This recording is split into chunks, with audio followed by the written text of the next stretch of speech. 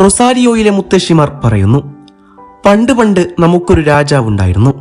അല്ല, അതിനും കുറെ മുമ്പേ നമുക്കൊരു ദൈവമുണ്ടായിരുന്നു. ഒന്നുമില്ലായ്മയിൽ നിന്നും നമ്മളെ സ്വപ്നം കാണാൻ പഠിപ്പിച്ച ദൈവം. ആ ദൈവത്തിന്റെ കഥകൾ കേട്ടാണ് ആ രാജകുമാരനും വളർന്നത്. തന്റെ സ്വപ്നങ്ങളുടെ കോണിലെങ്ങോ നമ്മുടെ ദൈവം ഒരിക്കൽ നേടിയ വിശ്വകിരീടത്തിന്റെ ഓർമ്മകൾ അവൻ കുറിച്ചു വെച്ചു. എന്നാൽ അവന്റെ ബാല്യം രോഗപീഠകളുടേതായിരുന്നു. വിധിയോട് പോലും പോരാടി തനിക്ക് കിട്ടിയ അവസരങ്ങളിലെല്ലാം അവൻ കൽപ്പന്ത് കളിയിലെ തന്റെ മികവ് പ്രകടിപ്പിച്ചുകൊണ്ടേയിരുന്നു. അങ്ങനെ അവൻ അടിത്തടവ് പഠിപ്പിക്കുന്നതിനായി നമ്മുടെ അടുത്ത വൻകരയിലെ സ്പെയിനിലേക്ക് അയച്ചു. അവിടെ അവനൊരു പ്രതിഭാസമായി വളർന്നു. സ്പെയിൻ അവനായി ഫുട്ബോൾ യുവരാജാവിന്റെ ചെങ്കോൽ വെച്ചു നീട്ടാൻ നിർബന്ധിതരായി. പക്ഷേ മാതൃരാജ്യത്തോടുള്ള അവന്റെ സ്നേഹം നിർമ്മമായതിനാൽ അവനത് സ്നേഹപൂർവ്വം നിരസിച്ചു. അങ്ങനെ വിശ്വയുദ്ധങ്ങളിൽ അവൻ നമ്മുടെ അർജന്റീനക്കായി പച്ചപ്പട്ടയണിഞ്ഞു.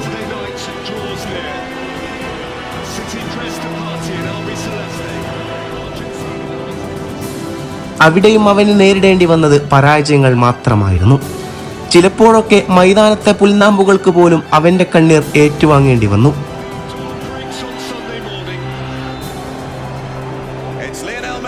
ഒരിക്കൽ അവൻ വിശ്വവിജയത്തിനടുത്തെത്തിയെങ്കിലും വിധി അവനെതിരെയായിരുന്നു. അപ്പോഴേക്കും അവൻ നമ്മുടെ രാജാവായി അവരോധിക്കപ്പെട്ടിരുന്നു. പക്ഷേ ലോക കിരീടമെന്ന അശ്വമേധത്തിലെ വിജയം മാത്രം അവനെ വിട്ടകന്നു. ഒരിക്കൽ നിരാശഭാരത്താൽ അവൻ ആയുധം ഉപേക്ഷിക്കാനൊരുങ്ങി. എന്നാൽ ലോകജനതയുടെ നിലവിളികൾക്ക് മുന്നിൽ അവന് കീഴടങ്ങേണ്ടി വന്നു. ലോകത്തിന് അവനോടും അതിലൂടെ ഫുട്ബോളിനോടുമുള്ള അഭിനിവേശം അവൻ തിരിച്ചറിഞ്ഞു. അവൻ തിരിച്ചു വരിക തന്നെ ചെയ്തു, കൂടുതൽ കരുത്തനായി, കൂടുതൽ കരളുറപ്പോടെ. കാരണം അവൻ അപ്പോഴേക്കും ഫുട്ബോൾ ലോകത്തിന്റെ മിശിഹായി കഴിഞ്ഞിരുന്നു.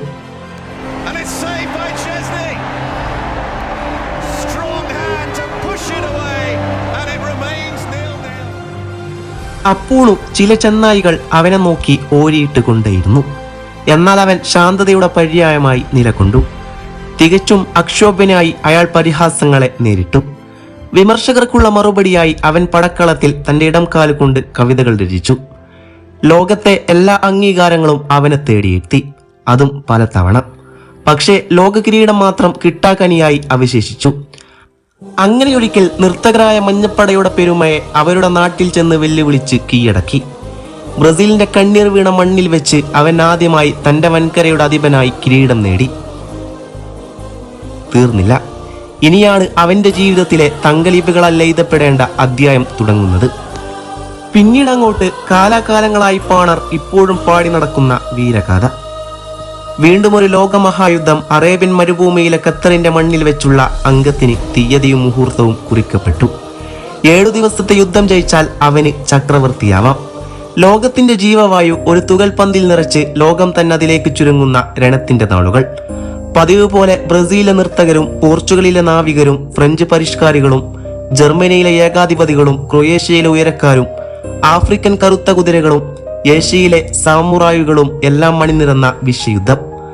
നമ്മുടെ രാജാവിന്റെ പടക്ക് ആയുധബലം കുറവായിരുന്നു. രാജാവിലുള്ള അചഞ്ചലമായ വിശ്വാസം മാത്രമായിരുന്നു മറ്റുള്ളവരെക്കാൾ അവന്റെ പടയെ വ്യത്യസ്തരാക്കിയത്. അറേബ്യയിലെ വീശിയടിക്കുന്ന പൊടിക്കാറ്റിൽ പോലും രക്തത്തിന്റെ ഗന്ധം നിറഞ്ഞു. ആദ്യ ദിനം തന്നെ അവന്റെ സൈന്യം സൗദിയിലെ വീരന്മാർക്ക് മുന്നിൽ തോറ്റു ചിതറിപ്പോയി. ലോകം ഞെട്ടിമറിച്ചു. അസംഭവമെന്ന് കരുതിയത് സംഭവിച്ചിരിക്കുന്നു. വിദൂഷകർ കഥകൾ മെനയാൻ തിരക്കിട്ടു. വിമർശകർ രാജാവിനെതിരെ നാവുയർത്തി. ലോകമാധ്യമങ്ങൾ കടലാസിലും ഇലക്ട്രോണിക് മീഡിയയിലും അവനെ വലിച്ചു കീറി എഴുതി തള്ളി. അപ്പോഴും അവനും ലയണൽ സ്കലോണി എന്ന അവന്റെ രാജഗുരുവും നങ്കൂരമിട്ട പോലെ ഉലയാതെ നിന്നു. അന്നവൻ ലോകത്തോട് പ്രഖ്യാപിച്ചു, ഈ ടീം നിങ്ങളെ നിരാശപ്പെടുത്തുകയില്ല എന്ന്. പിന്നീടുള്ള 6 രാത്രികൾ ഈ തിരുവെഴുത്ത് നിറവേറ്റപ്പെടാനുള്ളതായിരുന്നു.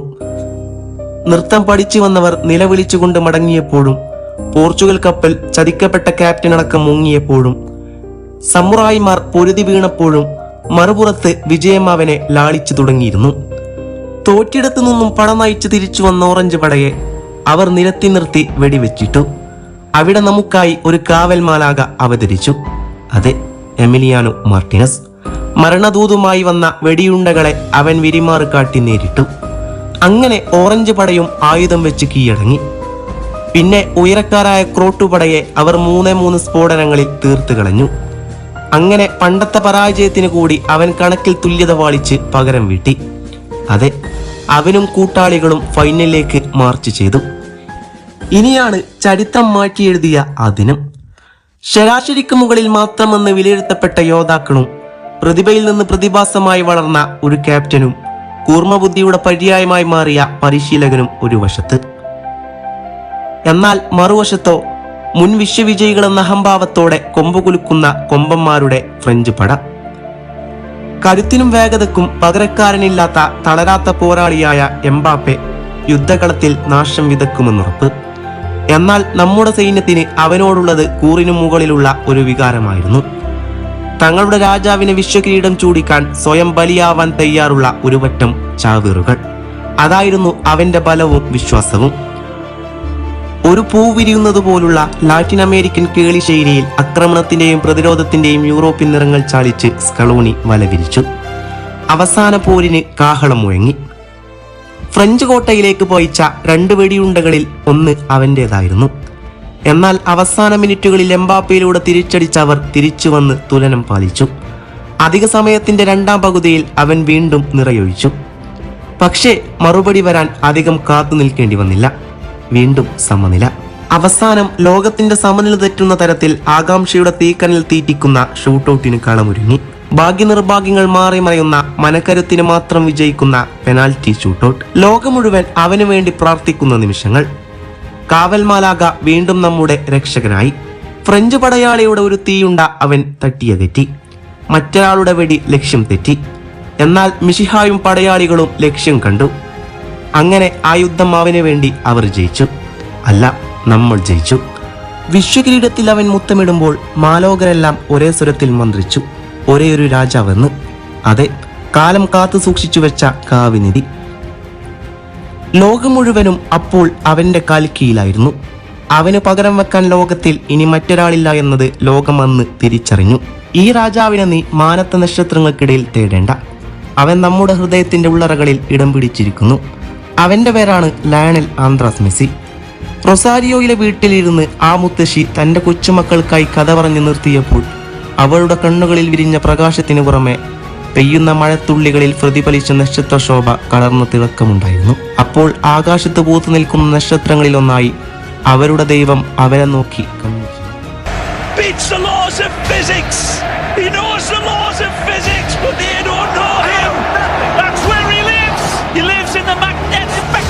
Genius, and it confused Einstein. It doesn't confuse Leo Messi. I tell you what, if Isaac Newton...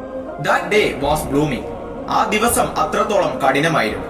വളരെ എളുപ്പത്തിൽ വിജയിച്ചു കയറാൻ പറ്റിയൊരു എതിരാളി. ഗ്രൂപ്പിൽ കമ്പാരേറ്റീവ്ലി വീക്കസ്റ്റ് സൈഡ്. പക്ഷേ നിമിഷങ്ങളുടെ വ്യത്യാസങ്ങൾ അവർക്ക് മുന്നിൽ ദുസ്വപ്നങ്ങൾ പോലെ പടർന്നു. സൗദി അറേബ്യ സാക്ഷാൽ അർജന്റീനയെ പരാജയപ്പെടുത്തുന്നു. ലോകം നടുക്കത്തോടെയും അമ്പരപ്പോടെയും കണ്ട മത്സരം. വിരോധികൾക്ക് അത് ആഘോഷരാവായിരുന്നു. കാത്തിരുന്നു കിട്ടിയ ആ നിമിഷം അവർ പിരാന മീനുകളെ പോലെ നീലപ്പടയെ കൊന്നു തിന്നുകൊണ്ടിരുന്നു. മത്സരശേഷം മാധ്യമപ്രവർത്തകർക്കിടയിലൂടെ നടന്ന സൗദി ആരാധകർ നിങ്ങളുടെ ആ രാജാവ് എവിടെയാണെന്ന് തമാശ രൂപേണ ചോദിക്കുന്നുണ്ടായിരുന്നു.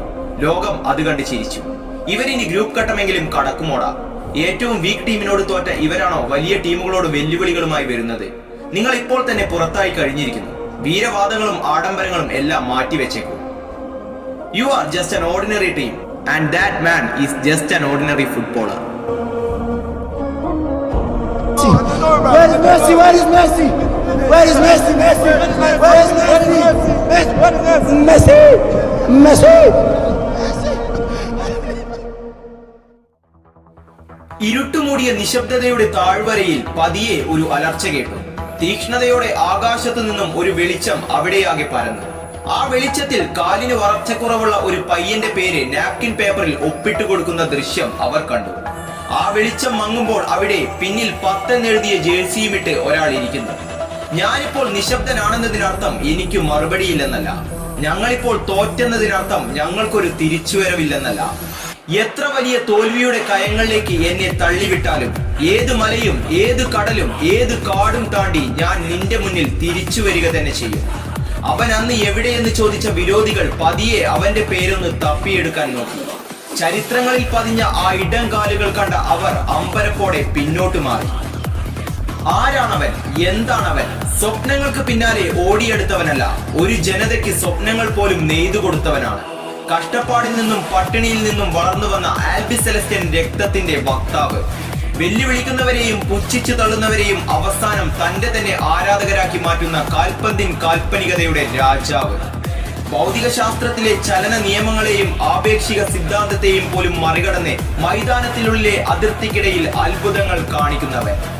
നിങ്ങൾ കളിയാക്കുന്ന പോലെ റൊസാരിയോ തെരുവിലെ മുത്തശ്ശിയും കവിത രചിക്കലും മാത്രമല്ല അയാളെന്ന് നിങ്ങൾക്ക് ഇപ്പോൾ തന്നെ മനസ്സിലായി കാണുമല്ലോ. Where is Messi? Where is Messi? അന്ന് ചോദിച്ച ചോദ്യങ്ങൾക്ക് രക്തം പടർന്ന ചുവന്ന കണ്ണുകളുമായി അയാൾ ഇന്ന് ഉത്തരം തരുന്നു. Here I am and my name is Lionel Andres Messi.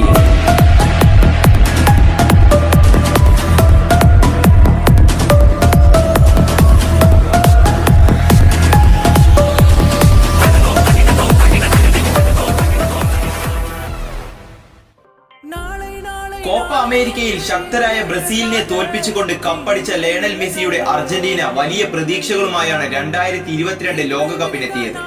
ആദ്യ മത്സരം തോറ്റപ്പോൾ കഴിഞ്ഞ തവണത്തെ തോൽവിക്ക് മറുപടി എന്ന പോലെ ബ്രസീൽ ആരാധകരും ഒപ്പം ബാക്കി ആരാധകരുമെല്ലാം സൗദിക്കെതിരായ തോൽവി ആഘോഷമാക്കി. അവിടെയും ബലിയാടായത് മെസ്സി ഒറ്റയ്ക്ക് മാത്രം. ഇനിയൊരു തിരിച്ചുവരവ് ഉണ്ടാകുമോ എന്ന് സ്വന്തം ആരാധകർ പോലും സംശയിച്ചു തുടങ്ങിയിരുന്നു. ഇവരോട് തോറ്റ പോലുള്ള കളികൾ ഇനിയും എടുത്താൽ എങ്ങനെയാണ് വലിയ ടീമുകളോട് മത്സരിക്കുക പോലും ചെയ്യുന്നത്?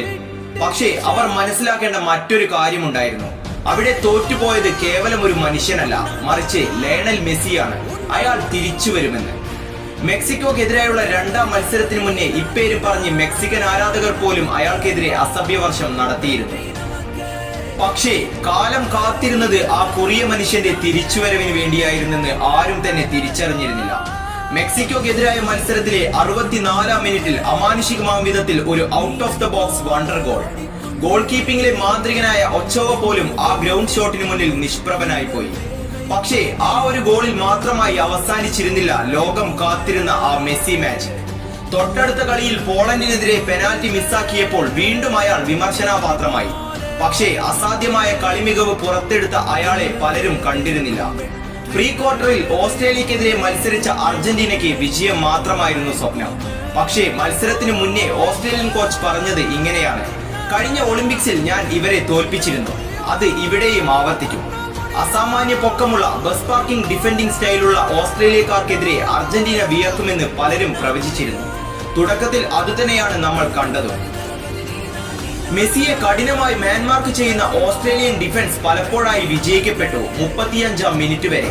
ഐ റിപ്പീറ്റ്, 35-ാം മിനിറ്റ് വരെ.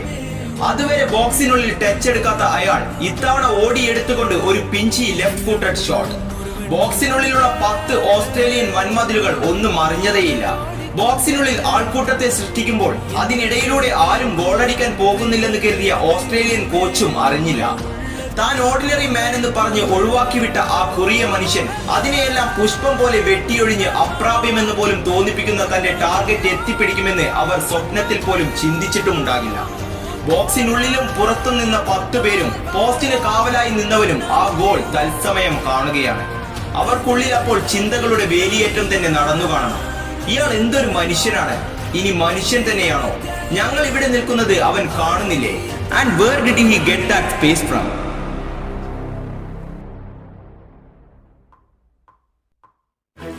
ലോകത്തെ മുഴുവൻ അമ്പരപ്പിച്ച ആ ഗോളിലും തീരുന്നില്ല ആ മറുപടി.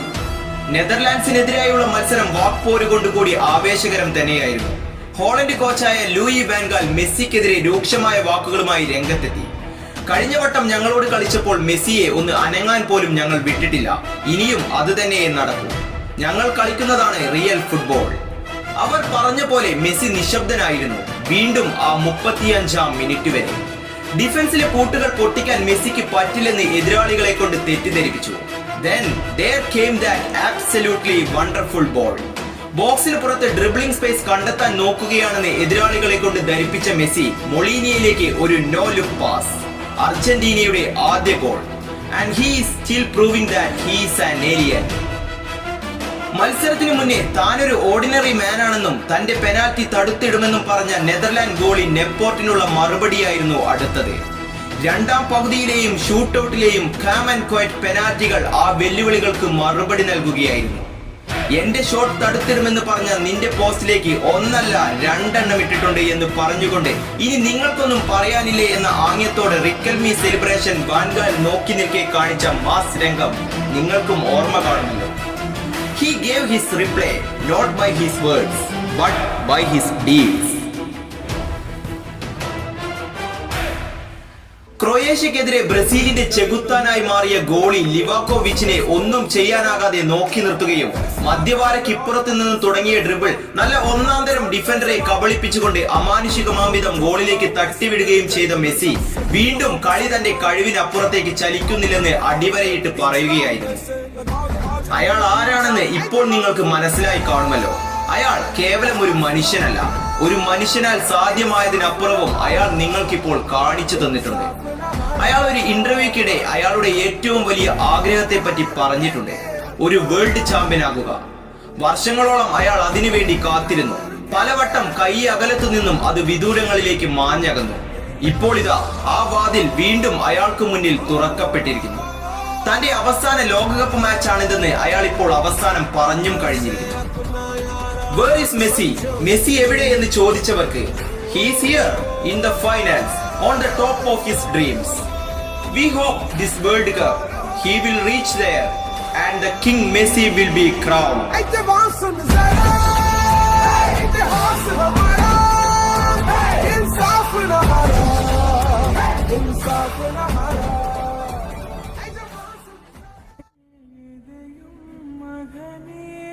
Estaría dar intentar ser campeón del mundo, pero no para que cambie la manera de que me vean, no para ser un grande como dicen, simplemente para intentar conseguir el objetivo con la selección y de poder sumar la Copa del Mundo.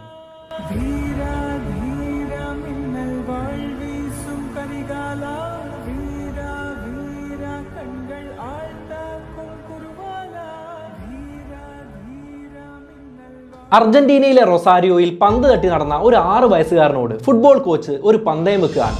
ഒരു goal അടിച്ചാൽ ഒരു chocolate തരാം. കുട്ടിയല്ലേ, പ്രിയപ്പെട്ട chocolate അല്ലേ? അവന്റെ കുഞ്ഞു കാലിൽ നിന്നും ഗോളുകൾ പറക്കാൻ വേണ്ടി തുടങ്ങുകയാണ്. എതിരാളികളെ നിഷ്പ്രഭമാക്കിക്കൊണ്ട് മഴ പോലെ ഗോളുകൾ പെയ്യാൻ തുടങ്ങി. ഒടുവിൽ പന്തയത്തിന്റെ വ്യവസ്ഥ മാറ്റി ഓടിപ്പോകേണ്ട അവസ്ഥയാണ് ആ കോച്ചിന് വന്നത്. ഇന്ന് ആ കുട്ടി ഒരുപാട് വളർന്നു. ഫുട്ബോൾ ഇതിഹാസങ്ങളായ മറഡോണയ്ക്കും പെലേക്കുമൊപ്പമാണ് ആ പേര് ചേർത്ത് വായിക്കപ്പെടുന്നത്, ലയണൽ ആൻഡ്രസ് മെസ്സി. നമസ്കാരം, എൻ്റെ പേര് അനുരാഗ്. ഇന്ന് പറയാൻ പോകുന്നത് ലയണൽ മെസ്സിയുടെ യഥാർത്ഥ കഥയാണ്. കേൾക്കാൻ നല്ല രസമുള്ള കഥയാണ്. പരമാവധി വീഡിയോ അവസാനം വരെ ഒന്ന് കാണാം. പറ്റുന്നവരെല്ലാം ഈ വീഡിയോ ഒന്ന് ലൈക്ക് ചെയ്ത് വെക്കൂ. നമുക്ക് നേരെയാ കഥയിലേക്ക് പോവാം. 1987 ജൂൺ 24 അർജന്റീനയിലെ റൊസാരിയോയിൽ സ്റ്റീൽ ഫാക്ടറി മാനേജറായിരുന്ന ജോർജ് മെസ്സിയുടെയും മാഗ്നറ്റ് മാനുഫാക്ചറിംഗ് വർക്ക്ഷോപ്പ് ജീവനക്കാരിയായ സെലിയയുടെയും 4 മക്കളിൽ മൂന്നാമനായിട്ടാണ് ലയണൽ മെസ്സി ജനിക്കുന്നത്. ഫുട്ബോളിനെ വളരെയധികം സ്നേഹിച്ച ഒരു കുടുംബത്തിലായിരുന്നു മെസ്സിയുടെ ജനനം. അതുകൊണ്ട് തന്നെ ഈ കുട്ടി നടക്കാൻ പ്രായമാവുന്ന സമയത്ത് തന്നെ ഫുട്ബോൾ തട്ടി തുടങ്ങുകയാണ്. സഹോദരങ്ങളുമായിട്ടാണ് ആദ്യം ഫുട്ബോൾ കളിച്ചു തുടങ്ങുന്നത്. പിന്നീട് കസിൻസ് ആയ മാക്സി മിലാനോ, ഇമാനുവൽ തുടങ്ങിയ കുട്ടികളുടെ കൂടെയും ഇവൻ കളിക്കുകയാണ്. മാക്സി മിലാനോയും ഇമാനുവലും പിന്നീട് അർജന്റീനയിലെ പ്രസിദ്ധമായ പല ക്ലബ്ബുകളിലും കളിച്ചിട്ടുള്ള പ്രൊഫഷണൽ ഫുട്ബോൾ താരങ്ങളായിട്ട് മാറുന്നുണ്ട്. കൊച്ചു മെസ്സിക്ക് 4 വയസ്സാവുന്ന സമയത്ത് തന്നെ അച്ഛൻ ഒരു ക്ലബ്ബിൽ കൊണ്ടുപോയി ചേർക്കുന്നുണ്ട്. ഗ്രാൻഡോലി എന്ന് പേരുണ്ടായിരുന്ന ആ ക്ലബ്ബിൽ, ഒരു ലോക്കൽ ക്ലബ്ബാണ് റൊസാരിയോയിലെ, ആ ക്ലബ്ബിലാണ് മെസ്സി കളിച്ചു തുടങ്ങുന്നത്. ഈ ക്ലബ്ബിൽ കളിക്കുന്ന സമയത്ത് അച്ഛനാണ് പരിശീലകനായിട്ട് എത്തുന്നത്. നല്ല രീതിയിൽ ഈ കുട്ടി കളിക്കുന്നുണ്ട്. ഈ കുട്ടിക്ക് കളിക്കാൻ വേണ്ട പ്രോത്സാഹനങ്ങളെല്ലാം ഏറ്റവും കൂടുതൽ കുടുംബത്തിൽ നിന്നും നൽകിയിരുന്നത് അമ്മയുടെ അമ്മയായ മെസ്സിയുടെ മുത്തശ്ശിയായിരുന്നു. 4ാമത്തെ വയസ്സിലാണ് ക്ലബ്ബിലെ പരിശീലനം തുടങ്ങുന്നത്. അതുകൊണ്ട് തന്നെ ചെറിയ കുട്ടികളുടെ കളിക്ക് പോകേണ്ടി വരും. അതുകൂടാതെ ബൂട്ട് കെട്ടണം, ഷോക്സിന്റെ ഉള്ളിലിടുന്ന പാഡ് കെട്ടേണ്ടി വരും. ഇതെല്ലാം 4 വയസ്സുള്ള ഒരു കുട്ടിക്ക് ഒറ്റയ്ക്ക് ചെയ്യാൻ പറ്റില്ല. അതുകൊണ്ട് മുത്തശ്ശിയാണ് ഈ കാര്യങ്ങളെല്ലാം നോക്കിയിരുന്നത്. പിന്നീട് മരണപ്പെട്ട ഇതേ മുത്തശ്ശിയോടുള്ള ആദര സൂചകമായിട്ടാണ് ഓരോ ഗോളുകൾ നേടുമ്പോഴും മെസ്സി 2 കൈയും ഉയർത്തി ആകാശത്തേക്ക് നോക്കുന്നത്. പിന്നെ മറ്റൊരു കാര്യം, മെസ്സിയെക്കുറിച്ച് കൂടുതലായിട്ട് അറിയാൻ താല്പര്യമുള്ളവർക്ക് മെസ്സിയെക്കുറിച്ച് വിശദമായിട്ടുള്ളൊരു പുസ്തകം കുക്കു FM-ൽ ഓഡിയോ ബുക്ക് രൂപത്തിൽ ലഭ്യമാണ്. ANTOX 50 എന്ന കോഡ് അപ്ലൈ ചെയ്താൽ 50% ഇയർലി സബ്സ്ക്രിപ്ഷൻ ഓഫറിൽ ആ പുസ്തകം നിങ്ങൾക്ക് കേൾക്കാൻ പറ്റുന്നതാണ്. ആ പുസ്തകം മാത്രമല്ല, മറ്റനേകം പുസ്തകങ്ങൾ കുക്കു FM-ൽ അവൈലബിൾ ആണ്. ഓഫർ കിട്ടാൻ വേണ്ട ലിങ്കും കാര്യങ്ങളും എല്ലാം ഞാൻ ഡിസ്ക്രിപ്ഷൻ ബോക്സിൽ കൊടുത്തിട്ടുണ്ട്. പറ്റുന്നവരെല്ലാം ഒന്ന് ട്രൈ ചെയ്ത് നോക്കൂ. മെസ്സിക്ക് 6 വയസ്സാവുന്ന സമയത്ത് ന്യൂവെൽസ് ഓൾഡ് ബോയ്സ് ക്ലബ്ബിലാണ് ഈ കുട്ടി പരിശീലനത്തിന് വേണ്ടി ചേരുന്നത്. നല്ല രീതിയിൽ അവിടെ നിന്ന് കളിക്കുകയാണ്. ആ സമയത്ത് പരിശീലനം നൽകിയിരുന്ന കോച്ചായിരുന്നു നമ്മൾ തുടക്കത്തിൽ പറഞ്ഞതുപോലെ മെസ്സിയുടെ ഓരോ ഗോളിനും ഓരോ ചോക്ലേറ്റ് വാഗ്ദാനം ചെയ്തത്. എന്നാൽ ചോക്ലേറ്റ് കഴിക്കാൻ വളരെയധികം ഇഷ്ടപ്പെട്ടിരുന്ന ആ കുട്ടി എല്ലാവരെയും തോൽപ്പിച്ച് ഗോളുകൾ സ്കോർ ചെയ്യാൻ തുടങ്ങുകയാണ്. എന്നാൽ ഇങ്ങനെ ചോക്ലേറ്റ് കൊടുക്കുന്നതോ ചോക്ലേറ്റ് കഴിക്കുന്നതോ ഒരു കളിക്കാരനും കോച്ചിനും നല്ലതല്ല. അവൻ്റെ ശരീരം നോക്കേണ്ടതായിട്ടുണ്ട്. അതുകൊണ്ട് തന്നെ വ്യവസ്ഥ കോച്ച് ചെറുതായിട്ടൊന്ന് മാറ്റുകയാണ്. ഇനി ഹെഡർ ഗോളുകൾക്ക് മാത്രമേ ചോക്ലേറ്റ് സമ്മാനമായിട്ട് തരൂ എന്ന് കോച്ച് പറയുകയാണ്. മെസ്സി അതനുസരിക്കുകയാണ്. മെസ്സി ഏതാണ്ട് 6 വയസ്സ് മുതൽ 10 വയസ്സ് വരെ ന്യൂവെൽസ് ഓൾഡ് ബോയ്സ് ക്ലബ്ബിൽ കളിക്കുകയാണ്. നല്ല രീതിയിൽ നല്ലൊരു താരമായി തന്നെ ഇദ്ദേഹം പെർഫോം ചെയ്യുകയാണ്. എന്നാൽ ഫുട്ബോൾ സ്വപ്നങ്ങളെ അവസാനിപ്പിക്കുന്ന രീതിയിൽ ഒരു അസുഖം ഇദ്ദേഹത്തിനുള്ളതായി തിരിച്ചറിയാണ്. കൊച്ചു മെസ്സിക്ക് 10 വയസ്സുള്ള സമയത്ത് GHD അഥവാ ഗ്രോത്ത് ഹോർമോൺ ഡെഫിഷ്യൻസി എന്ന അസുഖം കണ്ടെത്തപ്പെടുകയാണ്. കൊച്ചു മെസ്സിക്ക് വളരാൻ ആവശ്യമായ ഹോർമോൺ അവൻ്റെ ശരീരം ഉൽപ്പാദിപ്പിക്കുന്നില്ല. അതുകൊണ്ട് തന്നെ അധികം വൈകാതെ അവൻ്റെ വളർച്ച നിന്നേക്കാം. പ്രായപൂർത്തിയായ ഒരാളുടെ വളർച്ചയാണ് സാധാരണ നിൽക്കുക. കുട്ടികൾക്ക് നല്ല വളർച്ച ഉണ്ടാവാറുണ്ട്. അങ്ങനെ ചെറുപ്പത്തിൽ തന്നെ വളർച്ച നിന്നുപോയി കഴിഞ്ഞാൽ നമ്മൾ ചെറിയ ആളുകളെ കാണല്ലേ, ഡോവാർഫ് എന്നൊക്കെ പറയുന്ന രീതിയിലുള്ള ആ രീതിയിലേക്ക് ഈ കുട്ടി മാറുന്നതാണ്. പിന്നീട് ഒരു പ്രൊഫഷണൽ ഫുട്ബോൾ താരമാവണം എന്ന ആഗ്രഹം ഒരു സ്വപ്നമായി തന്നെ അവശേഷിക്കുന്നതുമാണ്. കാരണം നമുക്കറിയാം, നല്ല ആരോഗ്യമുള്ള, നല്ല വളർച്ചയുള്ള, നന്നായിട്ട് ഓടാൻ സാധിക്കുന്ന കായിക ക്ഷമതയുള്ള ആളുകൾക്ക് മാത്രമാണ് പ്രൊഫഷണൽ ഫുട്ബോളിന് നന്നായിട്ട് പെർഫോം ചെയ്യാൻ സാധിക്കുക. ചെറുപ്പത്തിൽ തന്നെ വളർച്ച നിന്നു കഴിഞ്ഞാൽ നല്ലൊരു ഫുട്ബോൾ താരമാവണം എന്ന ആഗ്രഹം ഒരിക്കലും നടക്കാത്ത ഒരു സ്വപ്നമായി അവശേഷിക്കുന്നതാണ്. വളർച്ചാ ഹോർമോണുകൾ ശരിയാക്കാനുള്ള ചികിത്സയ്ക്ക് വേണ്ടി നല്ല പണം തന്നെ ആവശ്യമായിരുന്നു. ഒരു ഇടത്തരം കുടുംബത്തിന് അത് അഫോർഡബിളും അല്ലായിരുന്നു. ഏതാണ്ട് $1000 ഇന്നത്തെ കണക്കിൽ നമ്മൾ നോക്കിക്കഴിഞ്ഞാൽ പ്രതിമാസം 80,000 രൂപയോളമാണ് ആ സമയത്ത് ചിലവായിട്ട് വന്നത്. എന്നാൽ ഹെൽത്ത് ഇൻഷുറൻസ് ഉണ്ടായിരുന്ന അച്ഛന് ആദ്യത്തെ 2 വർഷം ഈ കാര്യങ്ങൾ നല്ല രീതിയിൽ നോക്കാൻ പറ്റി. എന്നാൽ 2 വർഷത്തിന് ശേഷം ക്ലെയിം ലഭിക്കാത്ത അവസ്ഥ വന്നു ചേരുകയാണ്. ഈ സമയത്ത് ന്യൂവെൽസ് ഓൾഡ് ബോയ്സ് ക്ലബിനോട് മെസ്സിയുടെ അച്ഛൻ ആവശ്യപ്പെട്ടത് കുട്ടിക്ക് കളിക്കുന്നതിന് റെമ്യൂണറേഷൻ അല്ലെങ്കിൽ ശമ്പളം മാത്രം കൊടുത്താൽ പോരാ, കുട്ടിയുടെ ചികിത്സയും നിങ്ങൾ ഏറ്റെടുക്കേണ്ടതാണ്. ന്യൂവെൽസ് ഓൾഡ് ക്ലബ്ബ് നോക്കുന്ന സമയത്ത് ഏതാണ്ട് 6 വർഷത്തോളം തങ്ങളുടെ കൂടെ കളിച്ചിട്ടുള്ള ഒരു താരമാണ്. 6 വർഷത്തിനിടയിൽ 500-ലധികം ഗോളുകളാണ് ഈ അത്ഭുത ബാലൻ നേടിയിട്ടുള്ളത്. കളികൾ നടക്കുന്ന സമയത്ത് കൊച്ചു മെസ്സിയെ കാണാൻ വേണ്ടി മാത്രം മൈതാനങ്ങളിൽ ആളുകൾ തിങ്ങിക്കൂടുന്ന ഒരവസ്ഥ പോലും ഉണ്ടായിരുന്നു. ഭാവിയുടെ വാഗ്ദാനം എന്ന് പ്രതീക്ഷിക്കപ്പെടുന്ന ഒരു താരമാണ്. എന്നാൽ ഗ്രോത്ത് ഹോർമോൺ ഡെഫിഷ്യൻസി എന്ന അസുഖമാണ് വന്നിരിക്കുന്നത്. ചികിത്സ നടത്തിയാൽ എത്രത്തോളം വിജയിക്കും എന്ന കാര്യവും സംശയത്തിലാണ്. നല്ല പണച്ചിലവുള്ള ഒരു ചികിത്സ കൂടിയാണ്. അതുകൊണ്ട് തന്നെ ആദ്യ സമയത്ത് മെസ്സിയുടെ ചികിത്സ ഏറ്റെടുക്കാം എന്ന് ക്ലബ്ബ് സമ്മതിച്ചിരുന്നുവെങ്കിലും പിന്നീട് ബാഹ്യ ഇടപെടലുകളെല്ലാം നടന്ന് ആ ഒരു തീരുമാനം അവർ മാറ്റുകയാണ്. അതായത് മെസ്സിക്ക് ശമ്പളം കൊടുക്കാം, പക്ഷെ ചികിത്സ ഏറ്റെടുക്കുന്ന കാര്യം ഞങ്ങൾക്ക് ഉറപ്പ് പറയാൻ സാധിക്കില്ല എന്ന് മെസ്സിയുടെ അച്ഛനോട് അവർ പറയുകയാണ്. കൊച്ചു മെസ്സിയെ കാണാൻ മൈതാനങ്ങളിൽ ധാരാളം ആളുകൾ തടിച്ചുകൂടുന്ന ഒരു അവസ്ഥ ആ സമയത്ത് തന്നെ അർജന്റീനയിൽ ഉണ്ടായിരുന്നു. കളിക്കളത്തിൽ ഇദ്ദേഹം ധാരാളം ഗോളുകൾ നേടിക്കൊണ്ട് കാണികളെ കയ്യിലെടുത്തു. അത് കൂടാതെ ഹാഫ് ടൈം ഒക്കെ ആവുന്ന സമയത്ത് ഇദ്ദേഹം ഗ്രൗണ്ടിന്റെ നടുവിൽ വന്ന് ബോൾ കൊണ്ട് ഓരോ അഭ്യാസ പ്രകടനങ്ങളെല്ലാം കാണിച്ച് കാണികളുടെ കയ്യടി നേടുമായിരുന്നു. അങ്ങനെ ഒരു താരമാണ് ഈ ക്ലബ്ബ് വിട്ട് പുറത്തു പോകാൻ പോകുന്നത്. കാരണം ഗ്രോത്ത് ഹോർമോൺ ഡെഫിഷ്യൻസി ഉണ്ട്. അത് ചികിത്സിപ്പിക്കാൻ ഈ ക്ലബ്ബ് തയ്യാറാവില്ല എന്നൊരവസ്ഥ വന്ന സമയത്ത് അച്ഛൻ ഈ ക്ലബ്ബ് വിട്ട് പുറത്തു പോവാം എന്ന തീരുമാനത്തിൽ തന്നെ എത്തിച്ചേരുകയാണ്. അർജന്റീനയിൽ തന്നെ ഉണ്ടായിരുന്ന ധാരാളം ക്ലബ്ബുകൾ ഈ കുട്ടിയെക്കുറിച്ച് കേട്ടറിഞ്ഞ് ഈ കുട്ടിയെ സ്വന്തമാക്കാനുള്ള ശ്രമങ്ങൾ നടത്തുന്നുണ്ട്. ആ സമയത്തും അച്ഛൻ പറഞ്ഞത് കളിക്കുന്നതിനുള്ള ശമ്പളം മാത്രം പോരാ, അതിന് പുറമെ ഈ ചികിത്സ കൂടെ ഏത് ക്ലബ്ബാണോ ഈ കുട്ടിയെ ഏറ്റെടുക്കുന്നത് ആ ക്ലബ്ബ് തന്നെ വഹിക്കേണ്ടതാണ്. എന്നാൽ ഈ നിബന്ധന കൊണ്ട് അർജന്റീനയിലെ ഒട്ടുമിക്ക ക്ലബ്ബുകളും പിന്മാറുകയാണ്. 10ാമത്തെ വയസ്സിലാണ് കൊച്ചു മെസ്സിക്ക് ഗ്രോത്ത് ഹോർമോൺ ഡെഫിഷ്യൻസി എന്ന അസുഖമുണ്ട് എന്ന് തിരിച്ചറിയുന്നത്. 11ാമത്തെ വയസ്സാവുന്ന സമയത്ത് മെസ്സിയുടെ മുത്തശ്ശി മരണപ്പെടുകയാണ്. മെസ്സി ഏറ്റവും അധികം സ്നേഹിച്ചിരുന്ന, മെസ്സി തിരിച്ചും ഏറ്റവും അധികം സ്നേഹിച്ചിരുന്ന മുത്തശ്ശിയും മരണപ്പെടുകയാണ്. ഒരു പ്രൊഫഷണൽ ഫുട്ബോൾ താരമാവണമെന്ന ആഗ്രഹമുള്ള ആ കൊച്ചു ബാലിന് വലിയ ആഘാതം ഈ 2 കാര്യങ്ങളും ഉണ്ടാക്കി തീർക്കുകയാണ്. എന്നാൽ ഈ സമയത്താണ് ബാർസലോണയ്ക്ക് ഒരു വാർത്ത കിട്ടുന്നത്. വിശ്വസനീയമായ സ്രോതസ്സിൽ നിന്നുള്ള തള്ളിക്കളയാൻ സാധിക്കാത്ത രീതിയിലുള്ള ഒരു വാർത്തയാണ് ബാർസലോണയെ തേടിയെത്തുന്നത്. അർജന്റീനയിലെ റൊസാരിയോയിൽ ഒരു പയ്യനുണ്ട്.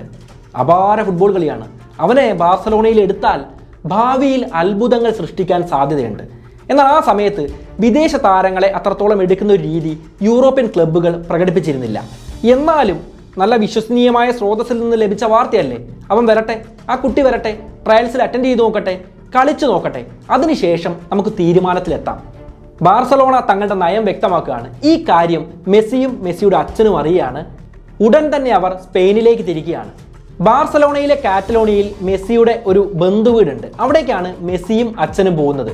ഇവിടേക്ക് പോയി ബാർസലോണയുടെ ട്രയൽസ് അറ്റൻഡ് ചെയ്യണം എന്നതായിരുന്നു ആഗ്രഹം. അതിന്റെ ഭാഗമായി ട്രയൽസ് അറ്റൻഡ് ചെയ്തതാണ്. ഏതാനും നിമിഷങ്ങൾ ഈ കുട്ടി ബോൾ തട്ടിയ സമയത്ത് തന്നെ ബാർസലോണ ടീം ഡയറക്ടറായ ചാർലി റെക്സാക്ക് വല്ലാതെ ഇംപ്രസ്ഡ് ആവുകയാണ്. ഈ കുട്ടിക്ക് വലിയ കഴിവ് തന്നെയുണ്ട്, ബാർസലോണയിൽ എടുക്കപ്പെടേണ്ട കുട്ടിയാണ്. ഉടൻ തന്നെ കോൺട്രാക്ട് ഒപ്പിടണം എന്ന ആഗ്രഹത്തിൽ തന്നെയായിരുന്നു അദ്ദേഹം. ആ സമയത്ത് തന്നെയാണ് പക്ഷേ മെസ്സിയുടെ അച്ഛൻ മുമ്പ് എല്ലാ ക്ലബ്ബുകൾക്കും നൽകിയിരുന്ന ആവശ്യം പറയുന്നത്. ഈ കുട്ടിക്ക് ഗ്രോത്ത് ഹോർമോൺ ഡെഫിഷ്യൻസി എന്ന അസുഖമുണ്ട്, അതുകൊണ്ട് തന്നെ ഇവന് ട്രീറ്റ്മെന്റ് കൊടുക്കേണ്ടതാണ്. ഏതാണ്ട് $1000 ട്രീറ്റ്മെന്റിന് ഓരോ മാസവും വരുന്നത്. ആ ചിലവും ക്ലബ്ബുകൾ വഹിക്കേണ്ടതാണ്. എന്നാൽ ഈ നിബന്ധന ബാർസലോണയുടെ ബോർഡ് ഓഫ് ഡയറക്ടേഴ്സിന്റെ മുമ്പിലെത്തിയ സമയത്ത് അവരൊരു ആശങ്ക പ്രകടിപ്പിക്കുകയാണ്.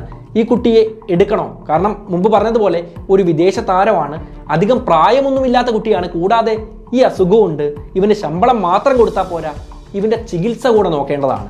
മെസ്സിയോടും മെസ്സിയുടെ അച്ഛനോടും നിങ്ങൾ ഇപ്പോൾ പോയിക്കോളൂ, ഞങ്ങൾ വിവരങ്ങളെല്ലാം അറിയിക്കാം എന്നാണ് അവർ പറയുന്നത്. കുറച്ച് ദിവസം കൂടെ കാറ്റലോണിയയിലുള്ള ബന്ധുവീട്ടിലാണ് മെസ്സിയും അച്ഛനും താമസിക്കുന്നത്. എന്നാൽ ബാർസലോണയിൽ നിന്ന് പോസിറ്റീവായിട്ടുള്ള ഒരു മറുപടിയും ഇവർക്ക് ലഭിക്കുന്നില്ല. അർജന്റീനയിലെ വീട് വിട്ട് സ്പെയിനിലാണ് താമസിച്ചുകൊണ്ടിരിക്കുന്നത്. അതുകൊണ്ട് തന്നെ നല്ല മടുപ്പുണ്ട്. കാരണം ഒരു മറുപടിയും കിട്ടാതെയാണ് ഈ അച്ഛനും മകനും താമസിച്ചുകൊണ്ടിരിക്കുന്നത്. മെസ്സിക്കാണെങ്കിൽ ഈ അസുഖമുണ്ട് താനും, മുത്തശ്ശിയുടെ വേർപാടിന്റെ ദുഃഖവുമുണ്ട്, വീട്ടിൽ നിന്നും മാറി നിൽക്കുക കൂടിയാണ്. അവസാനം എന്തായാലും അച്ഛൻ ക്ലബിനെ വിളിച്ചൊരു കാര്യം പറയാണ്, ഞങ്ങൾക്ക് മറ്റ് ക്ലബ്ബുകൾ കൂടെ ട്രൈ ചെയ്ത് നോക്കാൻ ഒരാഗ്രഹമുണ്ട്, നിങ്ങൾ എന്തെങ്കിലും മറുപടി തരികയാണെങ്കിൽ ഇന്ന് തരണം, ഞങ്ങൾക്ക് തിരിച്ചു പോവേണ്ടതുമാണ്. ഈ ഒരു കാര്യം കേട്ട സമയത്ത് ടീം ഡയറക്ടറായ ചാർലി റെക്സാക്ക് ഒട്ടും സമയം വൈകിപ്പിക്കുന്നില്ല, ഉടൻ തന്നെ അവരോട് വരാൻ ആവശ്യപ്പെടുകയാണ്. അതിനുശേഷം ഒട്ടും സമയം പാഴാക്കാതെ അവിടെ ഉണ്ടായിരുന്ന ഒരു നാപ്കിൻ പേപ്പറിൽ, ഒരു പാഴ് പേപ്പർ എന്നൊക്കെ പറയാം, ആ പേപ്പറിൽ മെസ്സിയുമായിട്ടുള്ള കോൺട്രാക്ട് എഴുതി ഒപ്പിട്ട് മേടിക്കുകയാണ്. അത്ര പോലും സമയം പാഴാക്കാൻ ചാർലി റെക്സാക്കിന് താല്പര്യമില്ലായിരുന്നു. കാരണം ഈ കുട്ടിയിൽ ഒരു അത്ഭുത പ്രതിഭ ഒളിഞ്ഞിരിക്കുന്നു എന്ന സത്യം അദ്ദേഹം മുൻകൂട്ടി മനസ്സിലാക്കിയിരുന്നു. 13-14 വയസ്സ് മാത്രം പ്രായമുള്ള ഒരു കുട്ടിയെ ആ പ്രായമുള്ളവർക്ക് പരിശീലനം നൽകുന്ന രീതിയിലുള്ള ബാർസലോണയിലെ പ്രത്യേക വിഭാഗത്തിലേക്ക് ബാർസലോണ എടുത്തിരിക്കുകയാണ്. വളരെ അഭിമാനകരമായ ഒരു കാര്യമാണ് സംഭവിച്ചത്. ഈ കുട്ടിയെ നോക്കാൻ വേണ്ടി അമ്മയും സഹോദരങ്ങളും എല്ലാം കുറച്ചു കാലം അവിടേക്ക് വന്ന് നിൽക്കുകയാണ്. എന്നാൽ അധിക കാലം ഇവർക്ക് അവിടെ നിൽക്കാൻ പറ്റില്ല. അതുകൊണ്ട് കുറച്ചു കാലമെല്ലാം മെസ്സിയുടെ കൂടെ നിന്നെങ്കിലും അവർ തിരിച്ച് അർജന്റീനയിലേക്ക് തന്നെ പോവുകയാണ്. ഈ സമയത്ത് മെസ്സി അവിടെ ഒറ്റപ്പെട്ടതുപോലുള്ളൊരു അവസ്ഥയിൽ എത്തിച്ചേരുകയാണ്. അച്ഛൻ കൂടെ ഉണ്ടെങ്കിലും മറ്റൊരു രാജ്യത്താണ്, മറ്റൊരു സംസ്കാരത്തിലാണ് ജീവിക്കുന്നത്. അതൊന്നും കൂടാതെ കൂടെ കളിക്കുന്നവരാരും തന്നെ ഈ കുട്ടിയുടെ കൂട്ടുകാരല്ല, പരിചയമുള്ളവരല്ല. 13-14 വയസ്സ് മാത്രം പ്രായമുള്ളൊരു കുട്ടിയാണ്. അതുകൊണ്ട് മെസ്സി ആരോടും മിണ്ടുന്നില്ല. കുറച്ച് ദിവസമൊക്കെ കൂടെ കളിച്ചിരുന്നവർ വിചാരിച്ചത് മെസ്സി മിണ്ടാത്ത ഒരു കുട്ടിയാണ്, അതായത് ഊമയാണ് എന്നായിരുന്നു. കാരണം അത്രത്തോളം ഇവൻ ഏകാന്തത അനുഭവിച്ചിരുന്നു. കൂടെ കളിക്കുന്നവരോട് പോലും ഇവനൊന്നും മിണ്ടിയിരുന്നില്ല. 2000-2001 കാലഘട്ടമാണ്. ബാർസലോണയിൽ വന്നിട്ടേ ഉള്ളൂ. ഈ സമയത്ത് ഈ കുട്ടി കളിച്ചുകൊണ്ടിരിക്കുന്നത് ബാർസലോണയുടെ യൂത്ത് അക്കാഡമിയിലാണ്. നല്ല രീതിയിൽ കളിക്കുന്നൊക്കെ ഉണ്ട്, പക്ഷെ കൂട്ടുകാരെ ആരും കിട്ടുന്നില്ല. എന്നാൽ ഒരു വർഷത്തിനുള്ളിൽ തന്നെ റോയൽ സ്പാനിഷ് ഫുട്ബോൾ ഫെഡറേഷന്റെ അംഗത്വം മെസ്സിക്ക് ലഭിക്കുകയാണ്. അതിനുശേഷം ധാരാളം ഗെയിമുകൾ കളിക്കേണ്ടതായിട്ട് വരികയാണ്. കൂടെ കളിക്കുന്നവരോട് ഒരു ബന്ധമില്ലെങ്കിൽ, നന്നായിട്ട് സംസാരിച്ചിട്ടില്ല എങ്കിൽ തനിക്ക് ബോളുകൾ ഗോളടിക്കാൻ വേണ്ടി കിട്ടുന്നതല്ല, കൂടെയുള്ളവർക്ക് പേര് വിളിച്ച് പാസ് കൊടുക്കാൻ പറ്റുന്നതല്ല, കളിക്ക് ഒരു കോർഡിനേഷൻ വരുന്നതല്ല. അതുകൊണ്ട് തന്നെ ഇവരെല്ലാം കൂട്ടുകാരാക്കണം, ഇവരോടെല്ലാം നന്നായിട്ട് സംസാരിക്കണം എന്ന ആഗ്രഹം മെസ്സിയിൽ ഉണ്ടാവുകയാണ്. അതിൻ്റെ ഭാഗമായി തൻ്റെ വീട്ടിൽ നിന്ന് വിട്ടു നിൽക്കുന്ന വിഷമങ്ങളെല്ലാം ഉപേക്ഷിച്ചുകൊണ്ട് ഇദ്ദേഹം ചെറിയ രീതിയിൽ ഇവരോടെല്ലാം മിങ്കിൾ ചെയ്യാൻ വേണ്ടി തുടങ്ങുകയാണ്. 2002-2003 വർഷം ബാർസലോണയുടെ കേഡറ്റ് എ ടീമിൻ്റെ ആദ്യ ഫുൾ സീസൺ ഇദ്ദേഹം കളിക്കുകയാണ്. ആ ആദ്യ സീസൺ കളിക്കുന്ന സമയത്ത് തന്നെ ഇദ്ദേഹം അവിടുത്തെ ടോപ്പ് സ്കോററായിട്ട് മാറുകയാണ്. ഇതേ സമയത്ത് തന്നെ സംഭവിച്ച മറ്റൊരു കാര്യം മെസ്സിയുടെ ഗെയിമിനോടുള്ള ആത്മാർത്ഥതയെയും അർപ്പണബോധത്തെയും സൂചിപ്പിക്കാൻ വേണ്ടി പറയാറുണ്ട്. ഒരിക്കൽ മെസ്സിയുടെ കവിളല് പൊട്ടി നിൽക്കുന്ന സമയമായിരുന്നു. അദ്ദേഹത്തിന് ഫുട്ബോൾ കളിക്കാൻ പറ്റാത്തൊരവസ്ഥയായിരുന്നു. കളിക്കുകയാണെങ്കിൽ തന്നെ മാസ്ക് ഇട്ട് മാത്രമേ കളിക്കാവൂ എന്നതായിരുന്നു റൂൾ. കാരണം ക്ലബിന് ഈ കളിക്കാരൻ്റെ ആരോഗ്യം നോക്കേണ്ടതാണ്. മെസ്സി എന്തായാലും മാസ്ക് ഇട്ട് കളിക്കാൻ വേണ്ടി ഇറങ്ങുകയാണ്. മുഖത്ത് ഒരു പടച്ചട്ട പോലെ ഇരിക്കുന്നതാണ്. ഈ മാസ്ക് ഇട്ടത് കൊണ്ട് തന്നെ ഇദ്ദേഹത്തിന് നന്നായിട്ട് കളിക്കാൻ പറ്റുന്നില്ല. കാരണം കാഴ്ചയെ ചെറുതായ രീതിയിൽ മറയ്ക്കുന്നുണ്ട്, ഒരു തടസ്സം പോലെ മുഖത്ത് അനുഭവപ്പെടുന്നുണ്ട്. മെസ്സിയുടെ സ്വാഭാവികമായ കളി നഷ്ടപ്പെടുന്നതായിട്ടും മെസ്സിക്ക് അനുഭവപ്പെടുന്നുണ്ട്. എന്നാൽ 10 നിമിഷത്തേക്ക് മെസ്സി ഈ മാസ്ക് ഒന്ന് ഊരി മാറ്റുകയാണ്. മാസ്ക് ഊരി മാറ്റി 10 മിനിറ്റ് കൊണ്ട് 2 ഗോൾ സ്കോർ ചെയ്ത് സബ്സ്റ്റിറ്റ്യൂഷൻ അടിച്ച് പുറത്തേക്ക് പോവുകയാണ്. മെസ്സി ഒരു ഗെയിമിനെ എത്രത്തോളം സ്നേഹിക്കുന്നുണ്ട്, മെസ്സിക്ക് ആ കളിയോട് എത്രത്തോളം ആത്മാർത്ഥതയുണ്ട്, അദ്ദേഹത്തിൻ്റെ കഴിവ് എത്രത്തോളം അധികമാണ് എന്ന് സൂചിപ്പിക്കാൻ ഇപ്പോഴും പറഞ്ഞു കേൾക്കുന്ന ഒരു യഥാർത്ഥ സംഭവമാണിത്. 14 വയസ്സാവുന്ന സമയത്ത് തന്നെ മെസ്സിയുടെ ഗ്രോത്ത് ഹോർമോണിന്റെ ചികിത്സ പൂർണ്ണമായിട്ടും അവസാനിക്കുന്നുണ്ട്. അതൊരു സക്സസ് തന്നെയായിരുന്നു. അദ്ദേഹത്തിന് വളർച്ച അത്രത്തോളം കുറയുന്നൊന്നുമില്ല. അദ്ദേഹത്തിനെ ചികിത്സിച്ച് നേരെയാക്കാൻ ബാർസലോണയ്ക്ക് സാധിക്കുകയാണ്. 14 വയസ്സായപ്പോഴേക്കും അദ്ദേഹത്തിൻ്റെ അസുഖത്തിൽ നിന്ന് അദ്ദേഹത്തിന് മുക്തി ലഭിച്ചു എന്ന് മാത്രമല്ല, ധാരാളം ആരാധകരുണ്ടാക്കുന്നുണ്ട്. കാരണം ഇദ്ദേഹം ആദ്യം കളിച്ച സീസണിൽ തന്നെ ടോപ്പ് സ്കോററായിട്ട് മാറുകയാണ്. കവിളല് പൊട്ടിക്കൊണ്ട് 10 മിനിറ്റ് കൊണ്ട് 2 ഗോൾ അടിച്ച് സബ്സ്റ്റിറ്റ്യൂഷൻ അടിച്ച് പോവുകയാണ്. ഇത്തരം ഹീറോ പ്രവർത്തനങ്ങളെല്ലാം കാണിക്കുന്ന സമയത്ത് സ്വാഭാവികമായിട്ടും ആരാധകർ കൂടുന്നതാണ്. 14 വയസ്സുള്ള ആ കുട്ടിക്ക് ലോകമെമ്പാടും ധാരാളം ആരാധകരുണ്ടായിത്തീരുകയാണ്. 2003-2004 കാലഘട്ടമാകുമ്പോൾ ബാർസലോണയുടെ ജുവനൈൽ ടീമിലാണ് ഇദ്ദേഹം കളിക്കുന്നത്. അന്ന് കളിച്ച 4 ഇന്റർനാഷണൽ പ്രീ സീസണിൽ അദ്ദേഹത്തിന് player of the tournament award പോലും ലഭിക്കുകയാണ്. ബാർസലോണയിലെ തന്റെ സീനിയേഴ്സിനോട് കിടപിടിക്കുന്ന രീതിയിലുള്ള പ്രകടനം വളരെ ചെറിയ പ്രായത്തിൽ തന്നെ കാഴ്ചവെച്ചതുകൊണ്ട് ബാർസലോണയുടെ സീനിയേഴ്സ് കളിക്കുന്ന ബി ടീമിലേക്ക് ഇദ്ദേഹത്തിന് സെലക്ഷൻ ലഭിക്കുകയാണ്. എന്നാൽ ഈ ബി ടീമിൽ കളിക്കുന്ന ആളുകളെല്ലാം കുറച്ച് പ്രായത്തിന് മുതിർന്ന ആളുകളാണ്. അതുകൊണ്ട് അവർക്ക് മത്സര പരിചയം കൂടുതലാണ്. മത്സര പരിചയം ഒരു ഗെയിമിനെ എത്രത്തോളം ബാധിക്കും എന്ന കാര്യം അല്ലെങ്കിൽ സ്വാധീനിക്കും എന്ന കാര്യം എല്ലാവർക്കും അറിയുന്നതാണ്. അതുകൊണ്ട് തന്നെ ബാർസലോണയുടെ സി ടീമിലും ആ സമയത്ത് ഇദ്ദേഹം കളിക്കുകയാണ് മത്സര പരിചയങ്ങൾക്ക് വേണ്ടി മാത്രം. മത്സര പരിചയത്തിന്റെ ഭാഗമായി ധാരാളം അവസരങ്ങൾ മെസ്സിക്ക് കിട്ടിയ സമയങ്ങളിലെല്ലാം തന്നെ ശ്രദ്ധേയമായ ധാരാളം ഗോളുകളും അദ്ദേഹം നേടുകയാണ്.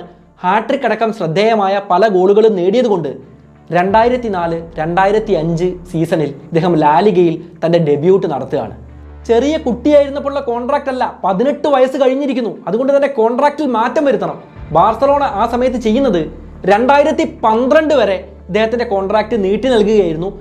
ആദ്യ സമയത്ത് ഇദ്ദേഹം സൈൻ ചെയ്യുന്ന കോൺട്രാക്റ്റ് 30 മില്യൺ യൂറോയുടേതായിരുന്നു. എന്നാൽ ഏതാനും കളികൾ കഴിയുന്ന സമയത്ത് തന്നെ ബാർസലോണയ്ക്ക് മനസ്സിലാവുകയാണ് ഇപ്പോൾ കോൺട്രാക്റ്റ് കൂട്ടി ചെയ്തിട്ടില്ല എങ്കിൽ ഇദ്ദേഹത്തെ മറ്റ് പല ക്ലബ്ബുകളും തട്ടിക്കൊണ്ടുപോകാൻ ചാൻസ് ഉണ്ട്.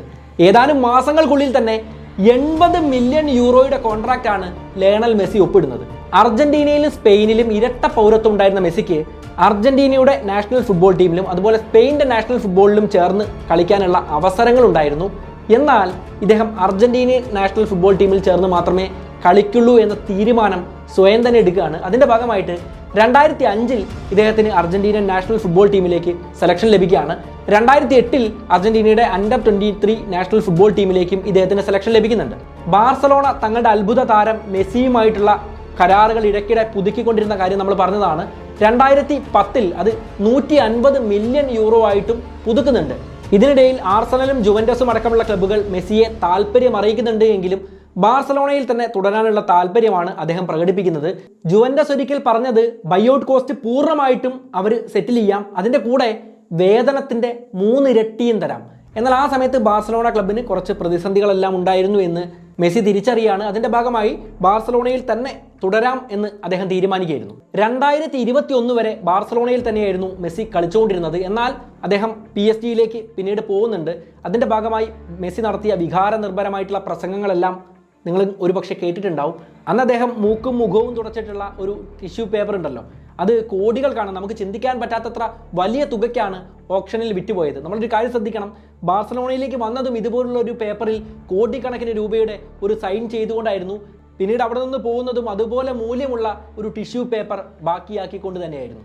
ഇന്ന് നമ്മൾ നോക്കുകയാണെങ്കിൽ രാജ്യങ്ങൾക്കും ക്ലബ്ബുകൾക്കും വേണ്ടി 1000-ലധികം മത്സരങ്ങൾ കളിച്ചിട്ടുള്ള ഒരു ഇതിഹാസ താരം തന്നെയാണ് ലയണൽ മെസ്സി. 7 ബാലൻഡിയോർ പുരസ്കാരങ്ങൾ, best FIFA footballer award, European golden shoe തുടങ്ങിയ നിരവധി പുരസ്കാരങ്ങളും അദ്ദേഹം നേടിയിട്ടുണ്ട്. എന്തായാലും ഞാൻ ഈ വീഡിയോ ചെയ്തുകൊണ്ടിരിക്കുന്ന സമയത്ത് 2022 ഖത്തർ വേൾഡ് കപ്പ് നടന്നുകൊണ്ടിരിക്കുകയാണ്. ഈ സമയത്ത് മെസ്സിയുടെ കളി നമുക്ക് കാണാൻ പറ്റുന്നതാണ്. ഒരു പക്ഷേ ഇത് മെസ്സിയുടെ അവസാനത്തെ വേൾഡ് കപ്പ് ആവും എന്നാണ് പറയപ്പെടുന്നത്. അതിന് സാധ്യതയും വേറെ തന്നെയാണ്. ഇന്റർനാഷണൽ മത്സരത്തിലെ അദ്ദേഹത്തിൻ്റെ അവസാനത്തെ കളി ഈ വേൾഡ് കപ്പ് നേടുന്നതിലൂടെ അവസാനിക്കട്ടെ എന്നാണ് എല്ലാവരും പ്രതീക്ഷിക്കുന്നത്. അങ്ങനെ നടക്കൂ. ഒരിക്കൽ ഒരു കമന്റേറ്റർ പറയാണ്, the team is bad, this team is not good, there is no structure, there is no plan എന്നൊക്കെ പറയാണ്. ഒരുപക്ഷേ അത് ശരിയായിരിക്കാം സർ. അന്നവർക്ക് യാതൊരു പ്ലാനുമില്ലാതെ വിശ്വാസവുമില്ലാതെ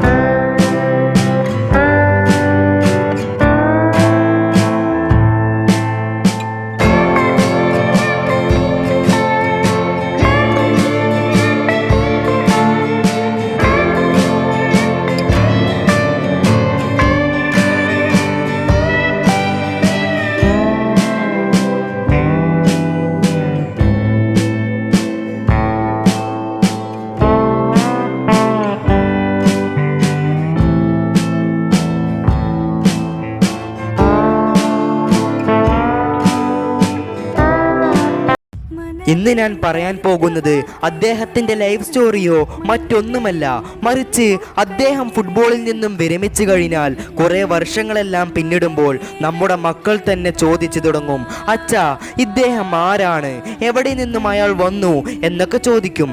അപ്പോൾ അച്ഛൻ പറയുന്നൊരു മറുപടി ഉണ്ടാകും, മകനെ പണ്ടെങ്ങാണ്ടോ പെപ്പ് പറഞ്ഞ പോലെ അവനെ പറ്റി എഴുതാനും വർണ്ണിക്കാനും ഇരിക്കാതെ അവൻ്റെ കളി നിരീക്ഷിച്ചു കൊണ്ടേയിരിക്കുക. ആ ഒരു വാക്കുകളിൽ നിന്നും തന്നെ വ്യക്തമാണ് അദ്ദേഹം ആരാണെന്നും എങ്ങനെ വന്നുവെന്നും. യൂട്യൂബിലൊക്കെ അയാളുടെ ഒരുപാട് IQ മൊമെൻറ്റ്സ് നമുക്ക് കാണാൻ പറ്റും. അടുത്ത തലമുറ ആ ഒരു വീഡിയോ കാണുമ്പോൾ തന്നെ അവർക്ക് മനസ്സിലാകും അയാളെ പോലുള്ള താരം ഫുട്ബോളിൻ്റെ ചരിത്രത്തിലില്ല എന്ന്. കാരണം അയാളുടെ സ്പീഡും ആക്സിലറേഷനും ഡ്രിബിളിങ്ങും പ്ലേ മേക്കിങ്ങും ഗോൾസും ഫ്രീ കിക്കുമെല്ലാം മറ്റു താരങ്ങളിൽ നിന്നും വ്യത്യസ്തമാണ്. ഒറ്റവാക്കിൽ പറയുകയാണെങ്കിൽ എ കംപ്ലീറ്റ് പാക്കേജ് എന്ന് സൂചിപ്പിക്കാം. ഇതിൻ്റെ ഏറ്റവും വലിയ ഉദാഹരണമാണ് 2015 നടന്ന ബാർസയും അത്ലറ്റിക്കോ മാഡ്രിഡും തമ്മിലുള്ള മത്സരം കണ്ടവർക്കറിയാം. അതായത് അന്നത്തെ അത്ലറ്റിക്കോന്റെ കോച്ച് എന്ന് പറയുന്നത് സിമിയോണിയാണ്. സിമിയോണിയെ കുറിച്ച് പറയുകയാണെങ്കിൽ നമ്മൾക്ക് എല്ലാവർക്കും അറിയാം, തൻ്റെ ടീം ഗോൾ നേടുമ്പോൾ അത് തൻ്റെ സ്റ്റൈലിലൂടെ സെലിബ്രേറ്റ് ചെയ്യുന്ന ഒരു വ്യക്തിയാണ് സിമിയോണി. അങ്ങനെ ആ മത്സരത്തിൽ അത്ലറ്റിക്കോ മാഡ്രിഡിന്റെ പ്രധാന സ്ട്രൈക്കറായ ടോറസ് ആദ്യ ഗോൾ നേടുന്നു. അതിൻ്റെ എല്ലാ ആവേശവും ആരാധകരിൽ വ്യക്തമായിരുന്നു. പക്ഷേ എല്ലാ മത്സരത്തിലും തൻ്റെ ടീം ഗോൾ നേടിയാൽ സെലിബ്രേറ്റ് ചെയ്യുന്ന വ്യക്തി അന്ന് സെലിബ്രേറ്റ് ചെയ്തില്ല. പിന്നീട് മത്സരശേഷം ഒരു പ്രസ് കോൺഫറൻസിൽ സിമിയോണിയോട് ചോദിച്ചപ്പോൾ സിമിയോണിയുടെ മറുപടി വളരെ രസകരമായിരുന്നു. ടോറസ് ആ ഗോൾ നേടിയെങ്കിലും എൻ്റെ ശ്രദ്ധ മുഴുവൻ ബാർസയുടെ സബ്സ്റ്റിറ്റ്യൂഷൻ ബെഞ്ചിലായിരുന്നു. കാരണം അവിടെ മെസ്സി വാമപ്പ് ചെയ്യുന്നുണ്ടായിരുന്നു. അങ്ങനെ ആ മത്സരത്തിൽ മെസ്സി പകരക്കാരനായി ഇറങ്ങുകയും മത്സരത്തിൻ്റെ അവസാന മിനിറ്റിൽ സിമിയോണി ഭയന്ന പോലെ തന്നെ മെസ്സിയിലൂടെ ഗോൾ നേടി ബാർസ വിജയിക്കുകയും ചെയ്യുന്നു.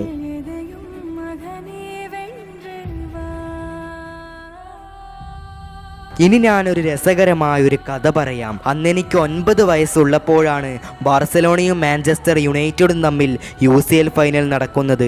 അന്ന് വരെ ഗോളടിച്ചാൽ തലകുത്തി മറിയുന്ന നാനിയും അരക്കെട്ടിൽ കൈകുത്തി 6 പാക്കും കാണിച്ച് സെലിബ്രേഷൻ നടത്തുന്ന റൊണോയുമെല്ലാം പത്രത്തിൻ്റെ സ്പോർട്സ് പേജിൽ നിരന്തരം കണ്ടുകൊണ്ടേയിരിക്കുന്ന മുഖങ്ങളായിരുന്നു.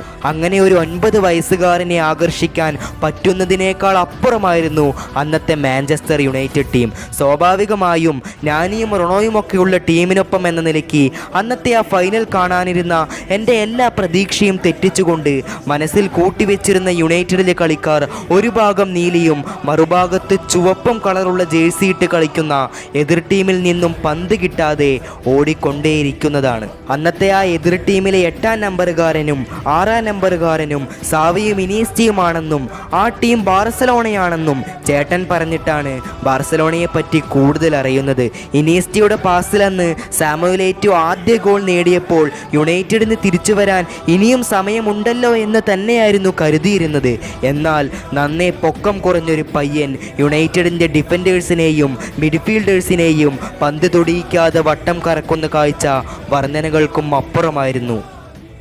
അയാളന്ന് വായുവിൽ ചാടി തലകൊണ്ട് വാണ്ടർ സാറിനെയും കടന്ന് ആ പന്ത് യുണൈറ്റഡിൻ്റെ വലയിലേക്ക് കയറ്റുന്നതും പിന്നീട് ഗോളായതിൻ്റെ ശേഷം കാലിലുണ്ടായിരുന്ന നീല ബൂട്ടിനൊരു മുത്തം കൊടുത്തുകൊണ്ട് മൈതാനത്തോടി നടന്നതും മാത്രം മതിയായിരുന്നു ഒരു 9 വയസ്സുകാരന് ഫുട്ബോളിൽ തൻ്റെ ഇഷ്ട ടീമിനെയും കളിക്കാരനെയും ഇനിയുള്ള കാലത്തേക്ക് മനസ്സിൽ അടയാളപ്പെടുത്തുവാൻ.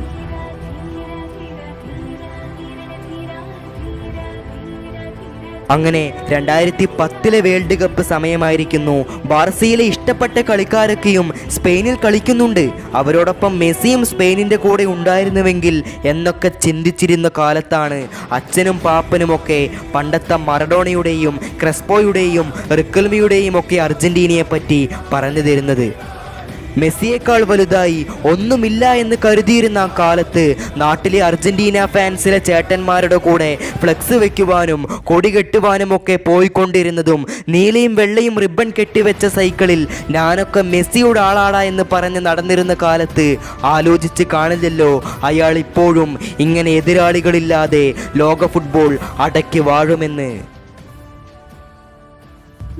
മെസ്സിയുടെ ഏറ്റവും വലിയ പ്രത്യേകത എന്തെന്ന് വെച്ചാൽ അദ്ദേഹത്തിൻ്റെ ക്യാരക്ടർ തന്നെയാണ്. ഈ ഒരു വീഡിയോ കാണുമ്പോൾ തന്നെ നിങ്ങൾക്ക് വ്യക്തമാകും അദ്ദേഹത്തിന് തൻ്റെ ഫാൻസിനോട്, തൻ്റെ ആരാധകരോട് എത്രമാത്രം സ്നേഹമുണ്ടെന്ന്.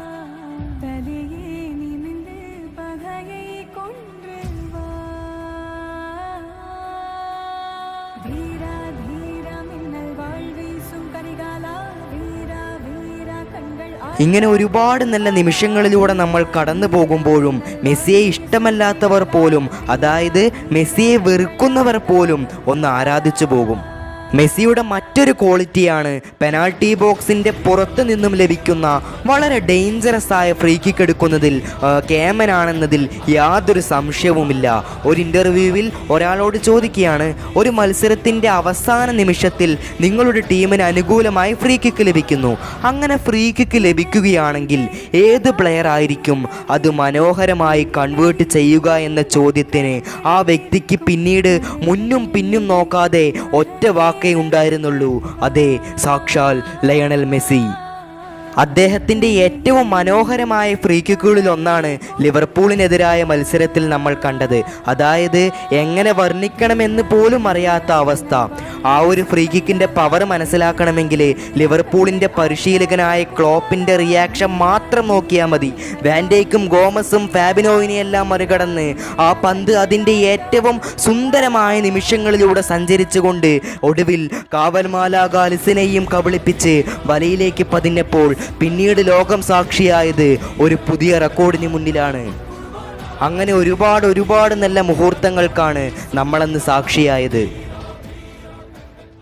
7 ബാലൻഡിയോറും അങ്ങ് തൂക്കിയെടുത്തുകൊണ്ട് 7ാം ആകാശവും താണ്ടി വരുന്ന രാജാവിനെ പോലെ, മായാവി കഥയിലെ മായാവിയുടെ എൻട്രി പോലെ, അല്ലെങ്കിൽ സിനിമയിലെ നായകൻ്റെ ഉയർത്തെഴുന്നേൽപ്പ് പോലെ അയാളും ഖത്തറിൻ്റെ ആ യുദ്ധഭൂമിയിൽ ഒരു പോരാളിയുടെ പരിവേഷത്തിൽ നിലയുറയ്ക്കുക തന്നെ ചെയ്യും. അതെ, ഇതൊരു മധുരപ്രതികാരം തന്നെയാണ്. കാലചക്രവാളങ്ങളുടെ കളരിക്കളങ്ങളിൽ അടവുകൾ ഏതും പിഴയ്ക്കാതെ വിധിയുടെ കലവറകളിലെ ശൂന്യതകൾ ഭേദിച്ച് ലോകം കാൽക്കീഴിലാക്കിയ ഫുട്ബോൾ മൈതാനിയുടെ ഇതിഹാസ പുസ്തകങ്ങളിൽ രാജാവിൻ്റെ സിംഹാസനം കൈയടക്കി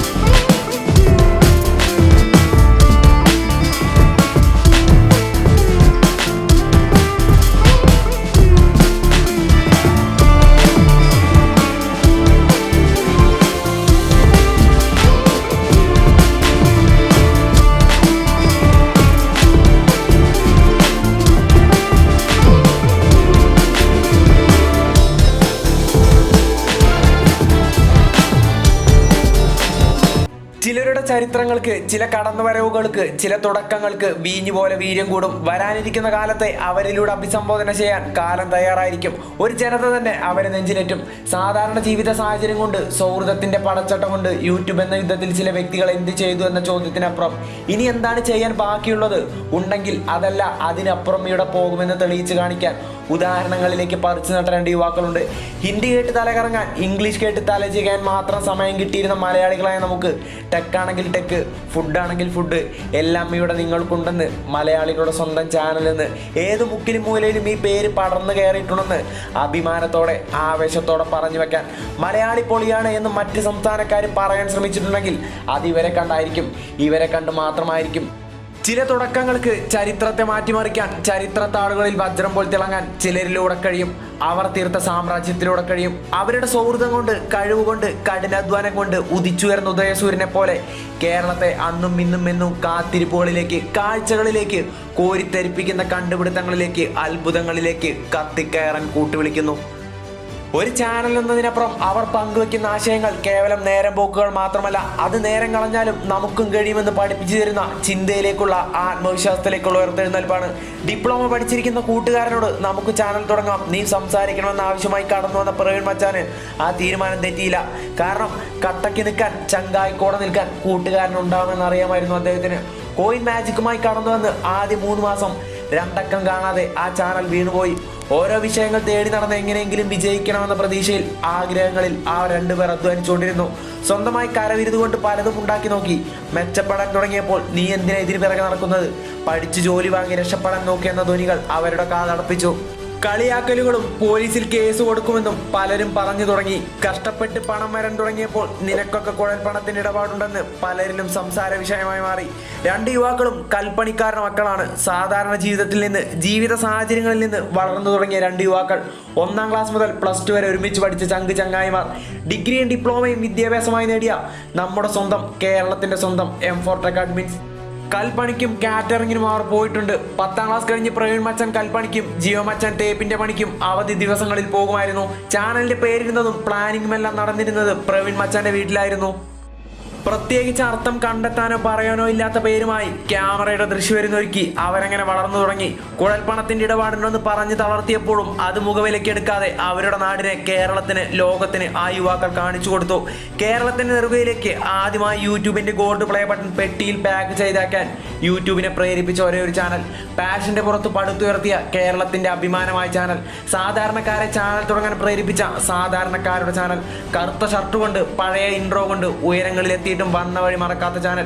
മണിക്കൂറുകൾ കൊണ്ട് ലക്ഷങ്ങൾ കാഴ്ചക്കാരായി പറന്നെത്തുന്ന ചാനൽ. ഒരു ഡിപ്ലോമക്കാരനും ഡിഗ്രിക്കാരനും കത്തിക്കേറിയ, പടുത്തുയർത്തിയ ഒരേ ഒരു channel M4Tech.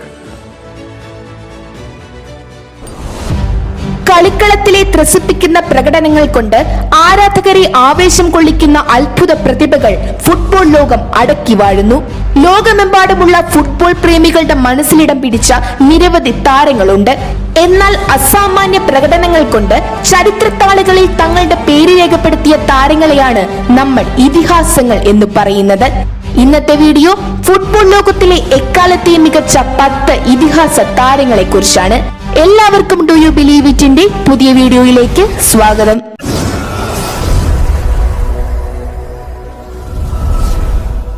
Number 10, ഗർഡ് Muller. Football ലോകത്തിലെ മികച്ച സ്ട്രൈക്കർമാരിൽ ഒരാളായിരുന്നു ഗർഡ് മുള്ളർ. ഇന്റർനാഷണൽ ലെവലിൽ ഒരു ഗെയിമിൽ 1 ഗോൾ എന്ന ശരാശരി നിരക്കുണ്ടായിരുന്ന താരം.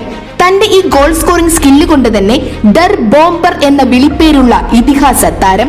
ജർമ്മൻ ദേശീയ ടീമിനും ബയേൺ മ്യൂണിക് ക്ലബിനുമായാണ് അദ്ദേഹം കളിച്ചിരുന്നത്. Number 9, Yohan Cruyff. നെതർലാൻഡ് ദേശീയ ടീമിൽ കളിച്ചിരുന്ന താരമാണ് അദ്ദേഹം. 1971, 1973, 1974 വർഷങ്ങളിൽ 3 ബാലൻഡിയർ പുരസ്കാരം സ്വന്തമാക്കിയ താരം. അയാക്സ്, ബാഴ്സലോണ മുതലായ ക്ലബ്ബുകൾക്കായും അദ്ദേഹം കളിച്ചിരുന്നു. 1964 മുതൽ 1973 വരെ അയാക്സിനായി 240 മത്സരങ്ങളിൽ നിന്നും 190 ഗോളും, നെതർലാൻഡ് ദേശീയ ടീമിനായി 48 മത്സരങ്ങളിൽ നിന്ന് 33 ഗോളുകളും നേടിയ താരമാണ് Yohan Cruyff. Number 8, Ronaldinho. Brazil national ടീമിന്റെ അവിഭാജ്യ ഘടകമായിരുന്ന ഫുട്ബോളർ. PSG, ബാഴ്സലോണ മുതലായ ക്ലബ്ബുകളിൽ മികച്ച പ്രകടനങ്ങൾ കാഴ്ചവെച്ച താരമാണ് റൊണാൾഡീഞ്ഞോ. 1999 കോപ്പ അമേരിക്കയും 2002 ലോകകപ്പ് ബ്രസീൽ നേടിയപ്പോഴും ടീമിലെ യുവതാരമായിരുന്നു Ronaldinho. 2005 Ballon d'Or, FIFA 1999 golden ball, FIFA world player of the year 2004-2005, South American footballer of the year 2013 തുടങ്ങിയ നിരവധി പുരസ്കാരങ്ങൾക്കുടമയാണ് Ronaldinho. Number 7, David Beckham. Free കിക്കുകളുടെ രാജാവായ ഡേവിഡ് ബെക്കാം തന്റെ 17ാമത്തെ വയസ്സിൽ മാഞ്ചസ്റ്റർ യുണൈറ്റഡിലൂടെ പ്രൊഫഷണൽ ഫുട്ബോൾ കരിയർ തുടങ്ങിയ താരമാണ്. പിന്നീട് Real Madrid, LA Galaxy, Milan, PSG മുതലായ ക്ലബ്ബുകൾക്കായി കളിച്ച ഇംഗ്ലീഷ് ഫുട്ബോളറാണ് അദ്ദേഹം. FIFA young player of the year 1996-97, England player of the year 2003, UEFA club footballer of the year 1998-99, BBC sports personality of the year, life time achievement award 2010 തുടങ്ങിയ നിരവധി ബഹുമതികൾക്ക് ഉടമയാണ് David Beckham. Number 6, Ronaldo Nazario. ലോകം കണ്ടതിൽ വെച്ച് ഏറ്റവും മികച്ച സ്ട്രൈക്കറാണ് Ronaldo Nazario. അസാമാന്യ വേഗതയും ഡ്രിബ്ലിംഗ് മികവുമായിരുന്നു ബ്രസീലിയൻ താരത്തിന്റെ സവിശേഷത.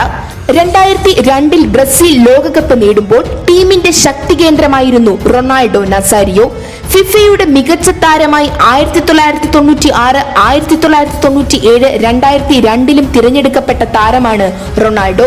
ഒരുപക്ഷെ ആവർത്തിച്ചുണ്ടായ പരിക്കുകൾ അദ്ദേഹത്തിന്റെ പ്രകടനത്തെ ബാധിച്ചില്ലായിരുന്നുവെങ്കിൽ ഫുട്ബോൾ ലോകത്ത് റൊണാൾഡോ നസാരിയോയുടെ നാമം സുവർണ ലിപികളാൽ എഴുതപ്പെടേണ്ടതായിരുന്നു. Number 5, Zinedine Zidane. 90കളിലെ ഫുട്ബോൾ പ്രേമികൾ ഒരിക്കലും മറക്കാൻ സാധ്യതയില്ലാത്ത പേര്. 1998 ലോകകപ്പിൽ ബ്രസീലിയൻ പടയെ വീഴ്ത്തി ഫ്രാൻസിന് കപ്പ് നേടിക്കൊടുത്ത അതുല്യ പ്രതിഭ. യുവാൻഡസ്, റയൽ മാഡ്രിഡ് തുടങ്ങിയ ക്ലബ്ബുകൾക്ക് വേണ്ടി ബൂട്ടണിഞ്ഞ ഇതിഹാസ താരം. 1998 ബാലൻഡിയോർ പുരസ്കാരം, ഫിഫയുടെ ലോകത്തിലെ മികച്ച കളിക്കാരനുള്ള അവാർഡ് 1998, 2000, 2003 നേടിയ താരമാണ് സിനദിൻ സിദാൻ എന്ന ഫുട്ബോൾ മാന്ത്രികൻ. Number 4, Cristiano Ronaldo. സമകാലിക ഫുട്ബോളിൽ ലോകത്ത് ഏറ്റവും അധികം ആരാധകരെ സൃഷ്ടിച്ച വിസ്മയ പ്രതിഭ. യൂറോ കപ്പിലെ എക്കാലത്തെയും ഉയർന്ന ഗോൾ വേട്ടക്കാരൻ. കളിക്കളത്തിൽ കാണികളെ ഇത്രയധികം ആവേശം കൊള്ളിക്കുന്ന അപൂർവ താരങ്ങളിൽ ഒരാൾ. സമ്മർദ്ദങ്ങളിൽ തളരാതെ പോരാട്ട വീര്യമുള്ള പോർച്ചുഗീസ് പ്രതിഭാസം. 5 തവണ ബാലൻഡിയോർ പുരസ്കാരം നേടിയ താരം. കൂടാതെ ലാലിഗയിലെ ഏറ്റവും മികച്ച പെനാൽറ്റി ടേക്കർ. ലോകകപ്പ് ഹാട്രിക് നേടിയ ഏറ്റവും പ്രായം കൂടിയ കളിക്കാരൻ. വിക്കിപീഡിയ പേജിൽ ഏറ്റവും കൂടുതൽ ആളുകൾ തിരയുന്ന പുരുഷ അത്ലറ്റ്. തുടർച്ചയായ ചാമ്പ്യൻസ് ലീഗ് വിജയം നേടിയ താരം. എന്നിങ്ങനെ നിരവധി റെക്കോർഡുകൾ റൊണാൾഡോയ്ക്ക് സ്വന്തമാണ്. Number 3, Lionel Messi. ആധുനിക ഫുട്ബോളിലെ ഇതിഹാസ താരം. അർജന്റീനിയൻ നാഷണൽ ടീമിന്റെ ജ്വലിക്കുന്ന മുഖം. ബാഴ്സലോണ ക്ലബിനായി ഏറ്റവും കൂടുതൽ ഗോളുകൾ നേടിയ താരം. എത്ര പ്രഗത്ഭരായ ഡിഫൻസിനെയും അനായാസം ഡ്രിബിൾ ചെയ്ത് ഗോളടിക്കുക എന്നത് മെസ്സിയുടെ സവിശേഷതയാണ്. ഫുട്ബോളിലെ ഏറ്റവും വലിയ ബഹുമതിയായ ബാലൻഡിയോർ അവാർഡ് 6 തവണ സ്വന്തമാക്കിയ താരം. ഫുട്ബോളിന്റെ മിശിഹ എന്നറിയപ്പെടുന്ന ലയണൽ മെസ്സി ഒരു സമ്പൂർണ്ണ ഫുട്ബോളറായി അറിയപ്പെടുന്ന താരമാണ്. അർജന്റീനയുടെ ഫുട്ബോൾ ദൈവം ഡിയേഗോ മറഡോണയുടെ പിൻഗാമിയായി വാഴ്ത്തപ്പെടുന്ന താരമാണ് Lionel Messi. Number 2, Diego Maradona. 20ാം നൂറ്റാണ്ടിലെ ഏറ്റവും മികച്ച കളിക്കാരിൽ ഒരാളായി ഫിഫ തെരഞ്ഞെടുത്ത ഫുട്ബോൾ ദൈവം. അർജന്റീനയ്ക്കായി 91 അന്താരാഷ്ട്ര മത്സരങ്ങൾ അദ്ദേഹം കളിച്ചിട്ടുണ്ട്. 1986 അർജന്റീന ലോകകപ്പ് നേടിയപ്പോൾ ആ ടൂർണമെന്റിലെ ഏറ്റവും മികച്ച താരമായിരുന്നു ഡിയേഗോ മറഡോണ. പ്രസ്തുത ടൂർണമെന്റിൽ ഇംഗ്ലണ്ടിന് എതിരെ നേടിയ ഗോൾ ദൈവത്തിന്റെ കൈ എന്നാണ് വിശേഷിക്കപ്പെട്ടത്. കോപ്പ ഇറ്റാലിയ കിരീടം, 1986-87 കോപ്പ ഇറ്റാലിയാന കിരീടം, 1990-91 നാപ്പോളി മുതലായവ മറഡോണയുടെ പ്രകടന മികവിൽ അർജന്റീന സ്വന്തമാക്കിയിട്ടുണ്ട്. സൗത്ത് അമേരിക്കൻ ഫുട്ബോളർ അവാർഡ് 1979, 1980 സ്വന്തമാക്കിയ താരം. FIFA golden ball 1986, FIFA player of the century, footballer ഇതിഹാസത്തിനുള്ള ഗോൾഡൻ ബൂട്ട് 2003 സ്വന്തമാക്കിയ ഇതിഹാസ താരമാണ് ഡിയേഗോ മറഡോണ. Number 1, Pele. എക്കാലത്തെ മികച്ച ഫുട്ബോൾ ഇതിഹാസമായി വാഴ്ത്തപ്പെടുന്ന താരമാണ് പെലെ. 3 തവണ ബ്രസീൽ ലോകകപ്പ് നേടിയപ്പോഴും ടീമിന്റെ വജ്രായുധമായിരുന്നു പെലെ. ബ്രസീലിന് വേണ്ടി 92 മത്സരങ്ങളിൽ നിന്ന് 77 ഗോളുകൾ സ്വന്തമാക്കിയ താരമാണ് പെലെ. കൂടാതെ ഫുട്ബോൾ കരിയറിൽ 1363 കളികളിൽ നിന്ന് 1281 ഗോളുകൾ നേടിയ താരമാണ് അദ്ദേഹം. ബ്രസീലിയൻ ഇതിഹാസ താരമായ പെലെ തന്റെ കരിയറിൽ ഏറ്റവും കൂടുതൽ ഹാട്രിക് ഗോൾ നേടിയ താരമാണ്. 92 തവണയാണ് അദ്ദേഹം ഹാട്രിക് നേടിയത്. ലോകകപ്പിൽ ഏറ്റവും അധികം ഗോൾ നേടിയ പ്രായം കുറഞ്ഞ താരവും പെലെയായിരുന്നു. ബ്രസീലിലെ സാന്റോസ് എന്ന ക്ലബിന് വേണ്ടിയാണ് പെലെ ക്ലബ് തലത്തിൽ ഏറ്റവും അധികം കളിച്ചിട്ടുള്ളത്. 1970 ഗോൾഡൻ ബോൾ, ഫിഫയുടെ പ്രായം കുറഞ്ഞ താരത്തിനുള്ള 1958 അവാർഡ്, നൂറ്റാണ്ടിലെ ഫിഫയുടെ ബെസ്റ്റ് പ്ലെയർ ബഹുമതി 2000 വർഷത്തിൽ എന്നിങ്ങനെ പറഞ്ഞാൽ തീരാത്ത ഒട്ടനവധി ബഹുമതികളുടെ ഉടമയാണ് കറുത്തമുത്ത് എന്നറിയപ്പെടുന്ന പെലെ എന്ന ഇതിഹാസം. ഫുട്ബോളിനെ സ്നേഹിക്കുന്നവർക്ക് അവരുടെ ഇഷ്ട താരങ്ങൾ എപ്പോഴും മുൻപിലാകണമെന്ന് ആഗ്രഹമുണ്ടാകും. അങ്ങനെ നോക്കിയാൽ ഒരിക്കലും ഈ ലിസ്റ്റ് 10 എന്ന നമ്പറിൽ നിർത്തുവാൻ സാധിക്കില്ല. ആത്യന്തികമായി എല്ലാവരും മികച്ച കളിക്കാർ തന്നെയാണ്.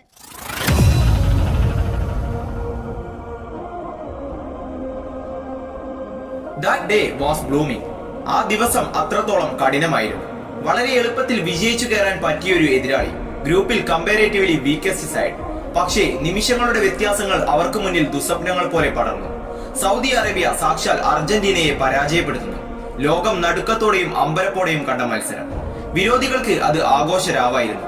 കാത്തിരുന്നു കിട്ടിയ ആ നിമിഷം അവർ പിരാന മീനുകളെ പോലെ നീലപ്പടയെ കൊന്നു തിന്നുകൊണ്ടിരുന്നു. മത്സരശേഷം മാധ്യമപ്രവർത്തകർക്കിടയിലൂടെ നടന്ന സൗദി ആരാധകർ നിങ്ങളുടെ ആ രാജാവ് എവിടെയാണെന്ന് തമാശ രൂപേണ ചോദിക്കുന്നുണ്ടായിരുന്നു.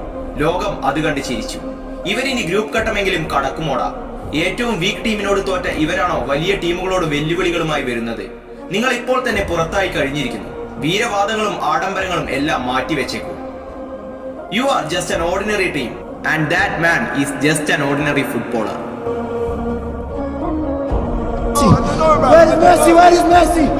Where is Messi? Messi? Where is Messi? Messi? Messi? ഇരുട്ടുമൂടിയ നിശബ്ദതയുടെ താഴ്വരയിൽ പതിയെ ഒരു അലർച്ച കേട്ടു.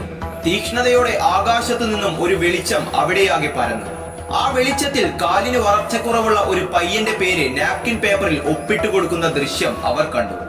ആ വെളിച്ചം മങ്ങുമ്പോൾ അവിടെ പിന്നിൽ 10 എന്നെഴുതിയ ജേഴ്സിയുമിട്ട് ഒരാൾ ഇരിക്കുന്നു. ഞാനിപ്പോൾ നിശബ്ദനാണെന്നതിനർത്ഥം എനിക്ക് മറുപടിയില്ലെന്നല്ല.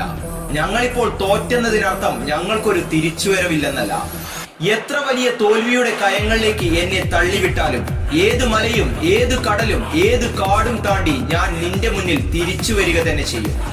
അവൻ അന്ന് എവിടെയെന്ന് ചോദിച്ച വിരോധികൾ പതിയെ അവന്റെ പേരൊന്ന് തപ്പിയെടുക്കാൻ നോക്കി. ചരിത്രങ്ങളിൽ പതിഞ്ഞ ആ ഇടം കാലുകൾ കണ്ട അവർ അമ്പരപ്പോടെ പിന്നോട്ട് മാറി. ആരാണവൻ? എന്താണവൻ? സ്വപ്നങ്ങൾക്ക് പിന്നാലെ ഓടിയെടുത്തവനല്ല, ഒരു ജനതയ്ക്ക് സ്വപ്നങ്ങൾ പോലും നെയ്തു കൊടുത്തവനാണ്. കഷ്ടപ്പാടിൽ നിന്നും പട്ടിണിയിൽ നിന്നും വളർന്നു വന്ന ആൽബി സെലസ്റ്റ്യൻ രക്തത്തിന്റെ വക്താവ്. വെല്ലുവിളിക്കുന്നവരെയും പുച്ഛിച്ചു തള്ളുന്നവരെയും അവസാനം തന്റെ തന്നെ ആരാധകരാക്കി മാറ്റുന്ന കാൽപന്തിൻ കാൽപ്പനികതയുടെ രാജാവ്. ഭൗതിക ശാസ്ത്രത്തിലെ ചലന നിയമങ്ങളെയും ആപേക്ഷിക സിദ്ധാന്തത്തെയും പോലും മറികടന്ന് മൈതാനത്തിനുള്ളിലെ അതിർത്തിക്കിടയിൽ അത്ഭുതങ്ങൾ കാണിക്കുന്നവൻ. നിങ്ങൾ കളിയാക്കുന്ന പോലെ റൊസാരിയോ തെരുവിലെ മുത്തശ്ശിയും കവിത രചിക്കലും മാത്രമല്ല അയാളെന്ന് നിങ്ങൾക്ക് ഇപ്പോൾ തന്നെ മനസ്സിലായി കാണുമല്ലോ. Where is Messi? Where is Messi? അന്ന് ചോദിച്ച ചോദ്യങ്ങൾക്ക് രക്തം പടർന്ന ചുവന്ന കണ്ണുകളുമായി അയാൾ ഇന്ന് ഉത്തരം തരുന്നു. Here I am and my name is Lionel Andres Messi.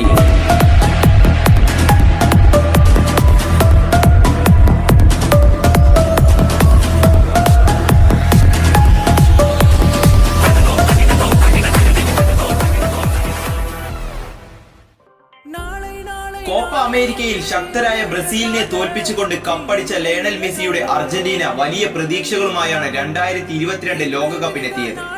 ആദ്യ മത്സരം തോറ്റപ്പോൾ കഴിഞ്ഞ തവണത്തെ തോൽവിക്ക് മറുപടി എന്ന പോലെ ബ്രസീൽ ആരാധകരും ഒപ്പം ബാക്കി ആരാധകരുമെല്ലാം സൗദിക്കെതിരായ തോൽവി ആഘോഷമാക്കി. അവിടെയും ബലിയാടായത് മെസ്സി ഒറ്റയ്ക്ക് മാത്രം. ഇനിയൊരു തിരിച്ചുവരവ് ഉണ്ടാകുമോ എന്ന് സ്വന്തം ആരാധകർ പോലും സംശയിച്ചു തുടങ്ങിയിരുന്നു. ഇവരോട് തോറ്റ പോലുള്ള കളികൾ ഇനിയും എടുത്താൽ എങ്ങനെയാണ് വലിയ ടീമുകളോട് മത്സരിക്കുക പോലും ചെയ്യുന്നത്? പക്ഷേ അവർ മനസ്സിലാക്കേണ്ട മറ്റൊരു കാര്യമുണ്ടായിരുന്നു.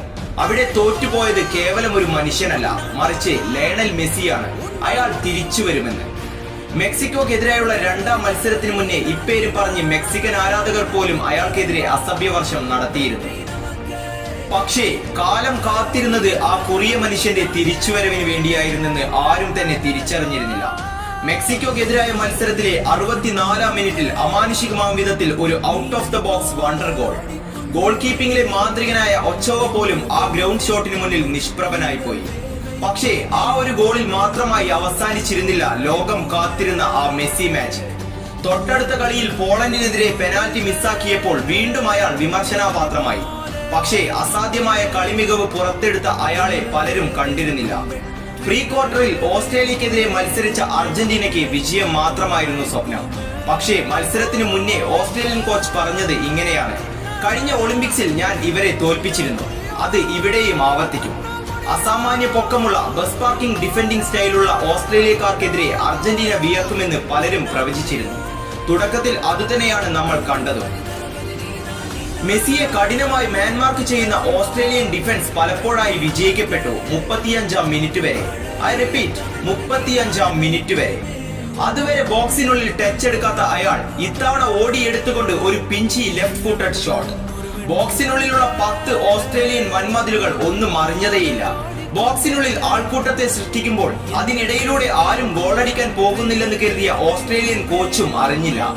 താൻ ഓർഡിനറി മാൻ എന്ന് പറഞ്ഞ് ഒഴിവാക്കിവിട്ട ആ കുറിയ മനുഷ്യൻ അതിനെയെല്ലാം പുഷ്പം പോലെ വെട്ടിയൊഴിഞ്ഞ് അപ്രാപ്യമെന്ന് പോലും തോന്നിപ്പിക്കുന്ന തന്റെ ടാർഗറ്റ് എത്തിപ്പിടിക്കുമെന്ന് അവർ സ്വപ്നത്തിൽ പോലും ചിന്തിച്ചിട്ടുമുണ്ടാകില്ല.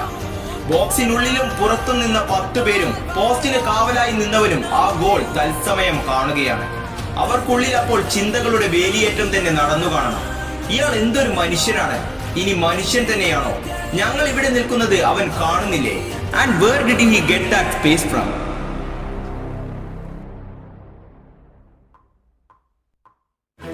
ലോകത്തെ മുഴുവൻ അമ്പരപ്പിച്ച ആ ഗോളിലും തീരുന്നില്ല ആ മറുപടി.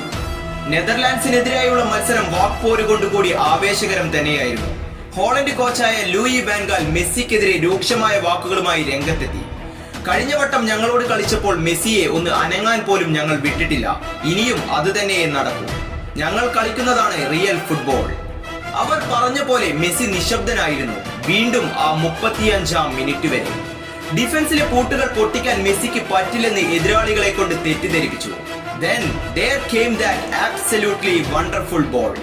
ബോക്സിന് പുറത്ത് ഡ്രിബ്ലിംഗ് സ്പേസ് കണ്ടെത്താൻ നോക്കുകയാണെന്ന് എതിരാളികളെ കൊണ്ട് ധരിപ്പിച്ച മെസ്സി മൊളീനിയയിലേക്ക് ഒരു നോ ലുക്ക് പാസ്. അർജന്റീനയുടെ ആദ്യ ഗോൾ.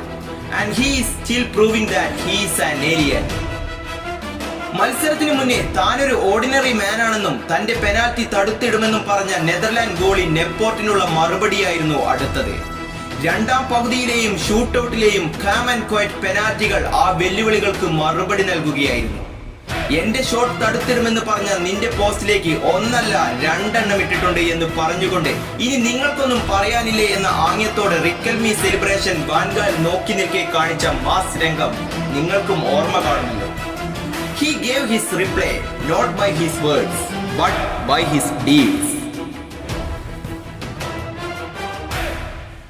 ക്രൊയേഷ്യക്കെതിരെ ബ്രസീലിന്റെ ചെകുത്താനായി മാറിയ ഗോളി ലിവാക്കോവിച്ചിനെ ഒന്നും ചെയ്യാനാകാതെ നോക്കി നിർത്തുകയും മധ്യവാരക്കിപ്പുറത്ത് നിന്ന് തുടങ്ങിയ ഡ്രിബിൾ നല്ല ഒന്നാന്തരം ഡിഫൻഡറെ കബളിപ്പിച്ചുകൊണ്ട് അമാനുഷികമാംവിധം ഗോളിലേക്ക് തട്ടിവിടുകയും ചെയ്ത മെസ്സി വീണ്ടും കളി തന്റെ കഴിവിനപ്പുറത്തേക്ക് ചലിക്കുന്നില്ലെന്ന് അടിവരയിട്ട് പറയുകയായിരുന്നു.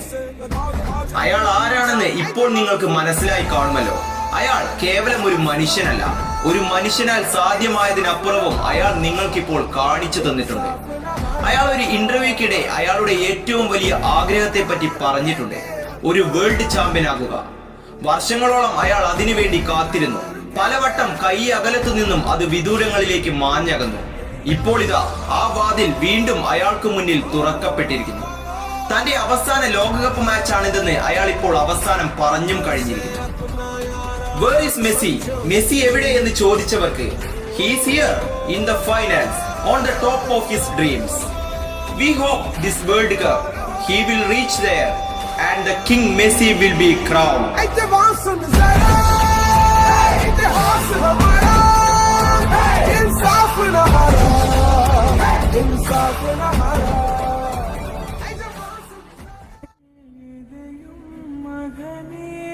Estaría dar, intentar ser campeón del mundo, pero no para que cambie la manera de que me vean, no para ser un grande como dicen, simplemente para intentar de conseguir el objetivo con la selección y de poder sumar la Copa del Mundo.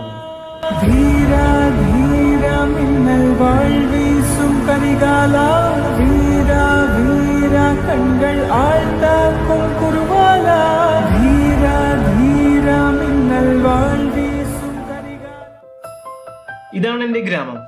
എന്നാൽ അത്രയേറെ വികസിച്ചില്ലെങ്കിലും വളരെ മനോഹരവും അതുപോലെ പ്രകൃതിയുമായി ബന്ധം പുലർത്താൻ കഴിയുന്നതുമാണ്. പുതിയ കാര്യങ്ങൾ പഠിക്കുവാനും ക്രിയേറ്റീവ് ആകുവാനും യോജിച്ച സ്ഥലമാണ്. അതുകൊണ്ട് സയന്റിഫിക് ആൻഡ് DIY ആക്ടിവിറ്റീസ് ഉള്ള ഒരു യൂട്യൂബ് ചാനൽ തുടങ്ങാൻ ഞങ്ങൾ തീരുമാനിച്ചു.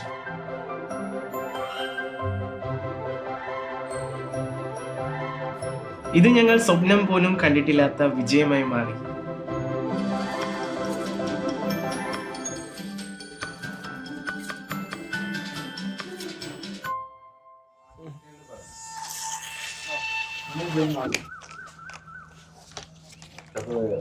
മരിച്ചു. ചത്തിട്ടില്ല. പക്ഷേ ഇതിൻ്റെ പ്രോബ്ലം എന്താണെന്ന് വെച്ചിട്ടുണ്ടെങ്കിൽ ഇത് നന്നായിട്ട് കാലിബ്രേറ്റഡ് അല്ല. അപ്പോൾ നമ്മളിത് ഈ ഒരു പ്ലെയിൻ നമ്മൾ ഓൺ ആക്കിയിട്ട് നമ്മളിപ്പോൾ ഫ്ലൈ ചെയ്യുകയാണെങ്കിൽ പുള്ളി എവിടെയെങ്കിലൊക്കെ പോയി ഡെഡ് ആവും. അതായത് DIY വീഡിയോസൊക്കെ നമ്മൾ ചെയ്യാറുണ്ട്, ഡു ഇറ്റ് യുവർ സെൽഫ്. അതായത് നമ്മുടെ വീട്ടിലേക്ക് വേണ്ട ടൂൾസൊക്കെ നമുക്ക് തന്നെ സ്വന്തമായിട്ട് ഉണ്ടാക്കിയെടുക്കാവുന്ന കുറേ വീഡിയോസ് ചെയ്തിട്ടുണ്ട്. അത് നമ്മൾ യുണീക്ക് നോക്കിയെടുക്കുന്നതാണ്. എല്ലാവരും കൊടുക്കുന്നതിനേക്കാളും നമുക്ക് എന്ത് സ്പെഷ്യലായിട്ട് കൊടുക്കാൻ പറ്റും അതാണ് നമ്മൾ നോക്കുന്നത്. നമ്മൾ ഏത് വീഡിയോ ചെയ്താലും അതിലൊരു ഇൻഫർമേഷൻ നമ്മൾ കൊണ്ടുവരാൻ ശ്രമിക്കും. അപ്പോൾ അത് കുട്ടികൾക്ക് തുടങ്ങി എന്താ പറയുക, പ്രായമായവർക്ക് വരെ ഇഷ്ടപ്പെടുന്ന രീതിയിലാണ് നമ്മൾ വീഡിയോ ചെയ്യുക. പബ്ലിക് സ്പേസിലേക്ക് നമ്മൾ പോകുമ്പോൾ ഭയങ്കര എന്താ പറയുക, കുട്ടികളായിരിക്കും കൂടുതലായിട്ട് നമ്മളെ കാണാനായിട്ട് ഹായ് ജിയോ ചേട്ടൻ, എംഫോട്ടെക്കിൽ വീഡിയോ ചെയ്യുന്ന ചേട്ടൻ എന്ന് പറഞ്ഞിട്ട് ഓടി ഇങ്ങനെ ഷെയ്ക്കാനുണ്ട്. അപ്പോൾ ഭയങ്കര സന്തോഷമാണ്. കാരണം തീരെ കൊച്ചു കുട്ടികൾ വരെ നമ്മൾ അംഗീകരിക്കും എന്നുള്ള കാര്യം ഓർക്കുമ്പോഴാണ്. പിന്നെ പാരൻസ് വരും, അപ്പോൾ അവർക്കൊപ്പം സെൽഫി എടുക്കണം എന്ന് പറയും. അതൊക്കെ ഭയങ്കര സന്തോഷമാണ് നമുക്ക്. ഇമ്രാൻ അതേ അമ്മ ഇവിടെ വന്നിട്ടുണ്ട്. അപ്പോൾ അമ്മ പറഞ്ഞ് ഇമ്രാന് ഭയങ്കര ഇഷ്ടമാണ് സംസാരിക്കണമെന്ന്. അപ്പോൾ ശരി, bye bye, tata, see U.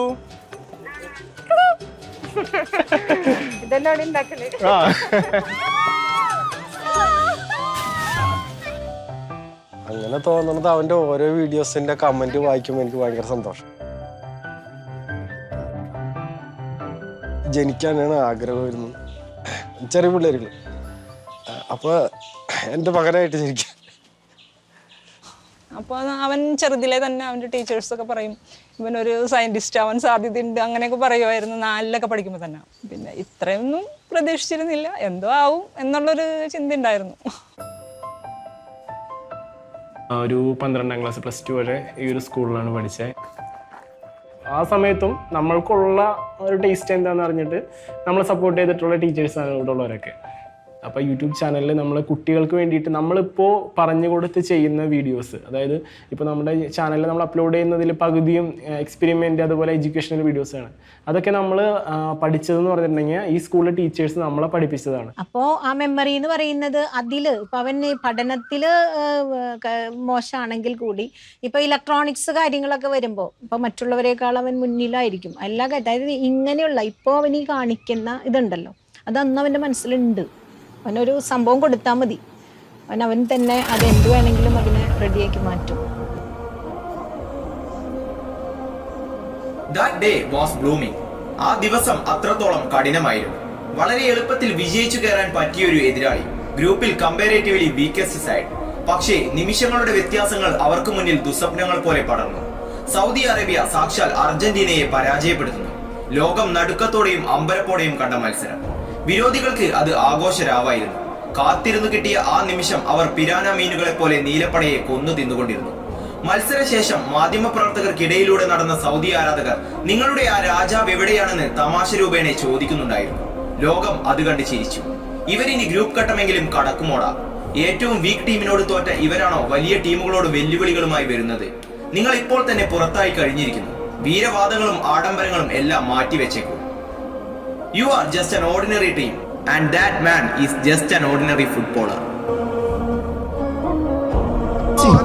Where is Messi? Where is Messi?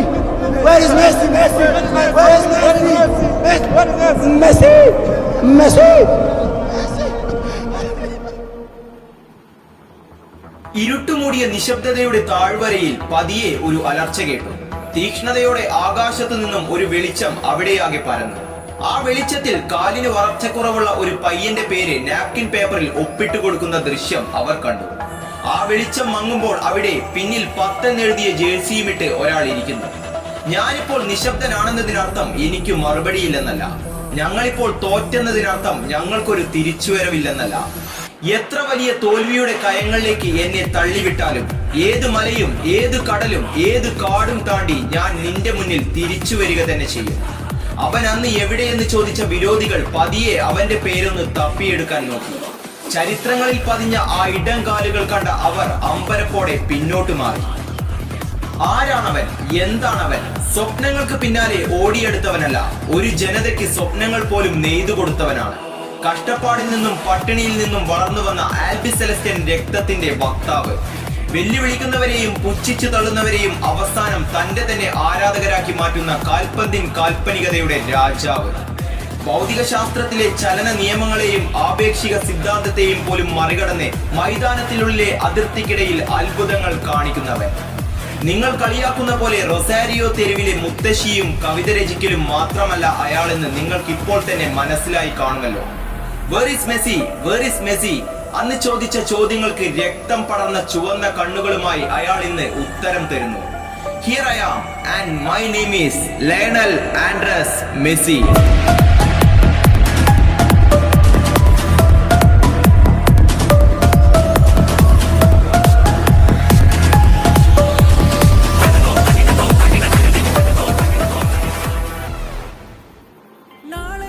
Copa അമേരിക്കയിൽ ശക്തരായ ബ്രസീലിനെ തോൽപ്പിച്ചുകൊണ്ട് കപ്പടിച്ച ലയണൽ മെസ്സിയുടെ അർജന്റീന വലിയ പ്രതീക്ഷകളുമായാണ് 2022 ലോകകപ്പിനെത്തിയത്. ആദ്യ മത്സരം തോറ്റപ്പോൾ കഴിഞ്ഞ തവണത്തെ തോൽവിക്ക് മറുപടി എന്ന പോലെ ബ്രസീൽ ആരാധകരും ഒപ്പം ബാക്കി ആരാധകരുമെല്ലാം സൗദിക്കെതിരായ തോൽവി ആഘോഷമാക്കി. അവിടെയും ബലിയാടായത് മെസ്സി ഒറ്റയ്ക്ക് മാത്രം. ഇനിയൊരു തിരിച്ചുവരവ് ഉണ്ടാകുമോ എന്ന് സ്വന്തം ആരാധകർ പോലും സംശയിച്ചു തുടങ്ങിയിരുന്നു. ഇവരോട് തോറ്റ പോലുള്ള കളികൾ ഇനിയും എടുത്താൽ എങ്ങനെയാണ് വലിയ ടീമുകളോട് മത്സരിക്കുക പോലും ചെയ്യുന്നത്? പക്ഷേ അവർ മനസ്സിലാക്കേണ്ട മറ്റൊരു കാര്യമുണ്ടായിരുന്നു. അവിടെ തോറ്റുപോയത് കേവലം ഒരു മനുഷ്യനല്ല, മറിച്ച് ലയണൽ മെസ്സിയാണ്. അയാൾ തിരിച്ചു വരുമെന്ന്. മെക്സിക്കോക്കെതിരായുള്ള രണ്ടാം മത്സരത്തിന് മുന്നേ ഇപ്പേരും പറഞ്ഞ് മെക്സിക്കൻ ആരാധകർ പോലും അയാൾക്കെതിരെ അസഭ്യവർഷം നടത്തിയിരുന്നു. പക്ഷേ കാലം കാത്തിരുന്നത് ആ കൊറിയ മനുഷ്യന്റെ തിരിച്ചുവരവിന് വേണ്ടിയായിരുന്നെന്ന് ആരും തന്നെ തിരിച്ചറിഞ്ഞിരുന്നില്ല. മെക്സിക്കോക്കെതിരായ മത്സരത്തിലെ 64-ാം മിനിറ്റിൽ അമാനുഷികമാം വിധത്തിൽ ഒരു out of the box wonder goal. Goal കീപ്പിംഗിലെ മാന്ത്രികനായ ഒച്ചോവ പോലും ആ ഗ്രൗണ്ട് ഷോട്ടിന് മുന്നിൽ നിഷ്പ്രഭനായി പോയി. പക്ഷേ ആ ഒരു ഗോളിൽ മാത്രമായി അവസാനിച്ചിരുന്നില്ല ലോകം കാത്തിരുന്ന ആ മെസ്സി മാച്ച്. തൊട്ടടുത്ത കളിയിൽ പോളണ്ടിനെതിരെ പെനാൽറ്റി മിസ്സാക്കിയപ്പോൾ വീണ്ടും അയാൾ വിമർശനാപാത്രമായി. പക്ഷേ അസാധ്യമായ കളിമികവ് പുറത്തെടുത്ത അയാളെ പലരും കണ്ടിരുന്നില്ല. പ്രീ ക്വാർട്ടറിൽ ഓസ്ട്രേലിയക്കെതിരെ മത്സരിച്ച അർജന്റീനയ്ക്ക് വിജയം മാത്രമായിരുന്നു സ്വപ്നം. പക്ഷേ മത്സരത്തിന് മുന്നേ ഓസ്ട്രേലിയൻ കോച്ച് പറഞ്ഞത് ഇങ്ങനെയാണ്: കഴിഞ്ഞ ഒളിമ്പിക്സിൽ ഞാൻ ഇവരെ തോൽപ്പിച്ചിരുന്നു, അത് ഇവിടെയും ആവർത്തിക്കും. അസാമാന്യ പൊക്കമുള്ള ബസ് പാർക്കിംഗ് ഡിഫെൻഡിംഗ് സ്റ്റൈലുള്ള ഓസ്ട്രേലിയക്കാർക്കെതിരെ അർജന്റീന വിയർക്കുമെന്ന് പലരും പ്രവചിച്ചിരുന്നു. തുടക്കത്തിൽ അതുതന്നെയാണ് നമ്മൾ കണ്ടത്. മെസ്സിയെ കഠിനമായി മാൻമാർക്ക് ചെയ്യുന്ന ഓസ്ട്രേലിയൻ ഡിഫൻസ് പലപ്പോഴായി വിജയിക്കപ്പെട്ടു. 35-ാം മിനിറ്റ് വരെ. ഐ റിപ്പീറ്റ്, 35-ാം മിനിറ്റ് വരെ. അതുവരെ ബോക്സിനുള്ളിൽ ടച്ച് എടുക്കാത്ത അയാൾ ഇത്തവണ ഓടിയെടുത്തുകൊണ്ട് ഒരു പിഞ്ചി ലെഫ്റ്റ് ഫൂട്ടഡ് ഷോട്ട്. ബോക്സിനുള്ളിലുള്ള 10 ഓസ്ട്രേലിയൻ വൻമതിലുകൾ ഒന്നും അറിഞ്ഞതേയില്ല. ബോക്സിനുള്ളിൽ ആൾക്കൂട്ടത്തെ സൃഷ്ടിക്കുമ്പോൾ അതിനിടയിലൂടെ ആരും ഗോളടിക്കാൻ പോകുന്നില്ലെന്ന് കരുതിയ ഓസ്ട്രേലിയൻ കോച്ചും അറിഞ്ഞില്ല. താൻ ഓർഡിനറി മാൻ എന്ന് പറഞ്ഞ് ഒഴിവാക്കി വിട്ട ആ കൊറിയ മനുഷ്യൻ അതിനെയെല്ലാം പുഷ്പം പോലെ വെട്ടിയൊഴിഞ്ഞ് അപ്രാപ്യമെന്ന് പോലും തോന്നിപ്പിക്കുന്ന തന്റെ ടാർഗറ്റ് എത്തിപ്പിടിക്കുമെന്ന് അവർ സ്വപ്നത്തിൽ പോലും ചിന്തിച്ചിട്ടുമുണ്ടാകില്ല. ബോക്സിനുള്ളിലും പുറത്തും നിന്ന 10 പേരും പോസ്റ്റിന് കാവലായി നിന്നവരും ആ ഗോൾ തത്സമയം കാണുകയാണ്. അവർക്കുള്ളിൽ അപ്പോൾ ചിന്തകളുടെ വേലിയേറ്റം തന്നെ നടന്നു കാണണം. ഇയാൾ എന്തൊരു മനുഷ്യനാണ്, ഇനി മനുഷ്യൻ തന്നെയാണോ? ഞങ്ങൾ ഇവിടെ നിൽക്കുന്നത് അവൻ കാണുന്നില്ലേ? And where did he get that space from?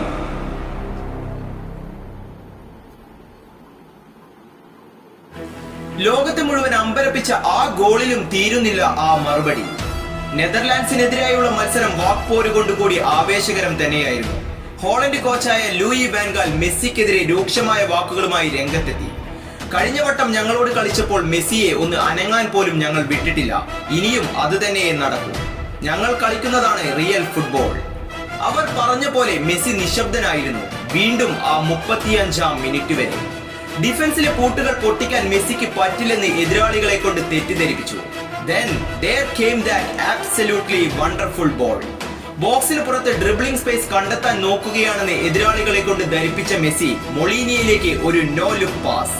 അർജന്റീനയുടെ ആദ്യ goal. And he is still proving that he is an alien. മത്സരത്തിന് മുന്നേ താനൊരു ഓർഡിനറി മാൻ ആണെന്നും തന്റെ പെനാൽറ്റി തടുത്തിടുമെന്നും പറഞ്ഞ നെതർലാൻഡ് ഗോളി നെപ്പോർട്ടിനുള്ള മറുപടിയായിരുന്നു അടുത്തത്. രണ്ടാം പകുതിയിലെയും ഷൂട്ടൌട്ടിലെയും കാം ആൻഡ് ക്വയറ്റ് പെനാൽറ്റികൾ ആ വെല്ലുവിളികൾക്ക് മറുപടി നൽകുകയായിരുന്നു.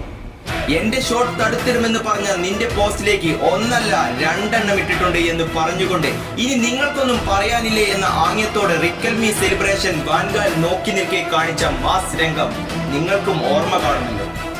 He gave his reply not by his words but by his deeds. ക്രൊയേഷ്യക്കെതിരെ ബ്രസീലിന്റെ ചെകുത്താനായി മാറിയ ഗോളി ലിവാക്കോവിച്ചിനെ ഒന്നും ചെയ്യാനാകാതെ നോക്കി നിർത്തുകയും മധ്യവാരക്കിപ്പുറത്ത് നിന്നും തുടങ്ങിയ ഡ്രിബിൾ നല്ല ഒന്നാന്തരം ഡിഫൻഡറെ കബളിപ്പിച്ചുകൊണ്ട് അമാനുഷികമാംവിധം ഗോളിലേക്ക് തട്ടിവിടുകയും ചെയ്ത മെസ്സി വീണ്ടും കളി തന്റെ കഴിവിനപ്പുറത്തേക്ക് ചലിക്കുന്നില്ലെന്ന് അടിവരയിട്ട് പറയുകയായിരുന്നു. അയാൾ ആരാണെന്ന് ഇപ്പോൾ നിങ്ങൾക്ക് മനസ്സിലായി കാണുമല്ലോ. അയാൾ കേവലം ഒരു മനുഷ്യനല്ല, ഒരു മനുഷ്യനാൽ സാധ്യമായതിനപ്പുറവും അയാൾ നിങ്ങൾക്കിപ്പോൾ കാണിച്ചു തന്നിട്ടുണ്ട്. അയാൾ ഒരു ഇന്റർവ്യൂക്കിടെ അയാളുടെ ഏറ്റവും വലിയ ആഗ്രഹത്തെ പറ്റി പറഞ്ഞിട്ടുണ്ട്, ഒരു വേൾഡ് ചാമ്പ്യൻ ആകുക. വർഷങ്ങളോളം അയാൾ അതിനുവേണ്ടി കാത്തിരുന്നു. പലവട്ടം കൈ അകലത്തു നിന്നും അത് വിദൂരങ്ങളിലേക്ക് മാഞ്ഞകന്നു. ഇപ്പോൾ ഇതാ ആ വാതിൽ വീണ്ടും അയാൾക്ക് മുന്നിൽ തുറക്കപ്പെട്ടിരിക്കുന്നു. തന്റെ അവസാന ലോകകപ്പ് മാച്ചാണിതെന്ന് അയാൾ ഇപ്പോൾ അവസാനം പറഞ്ഞും കഴിഞ്ഞിരിക്കുന്നു. Where is Messi? മെസ്സി എവിടെ എന്ന് ചോദിച്ചവർക്ക് he is here in the finals on the top of his dreams. We hope this World Cup he will reach there and the King Messi will be crowned.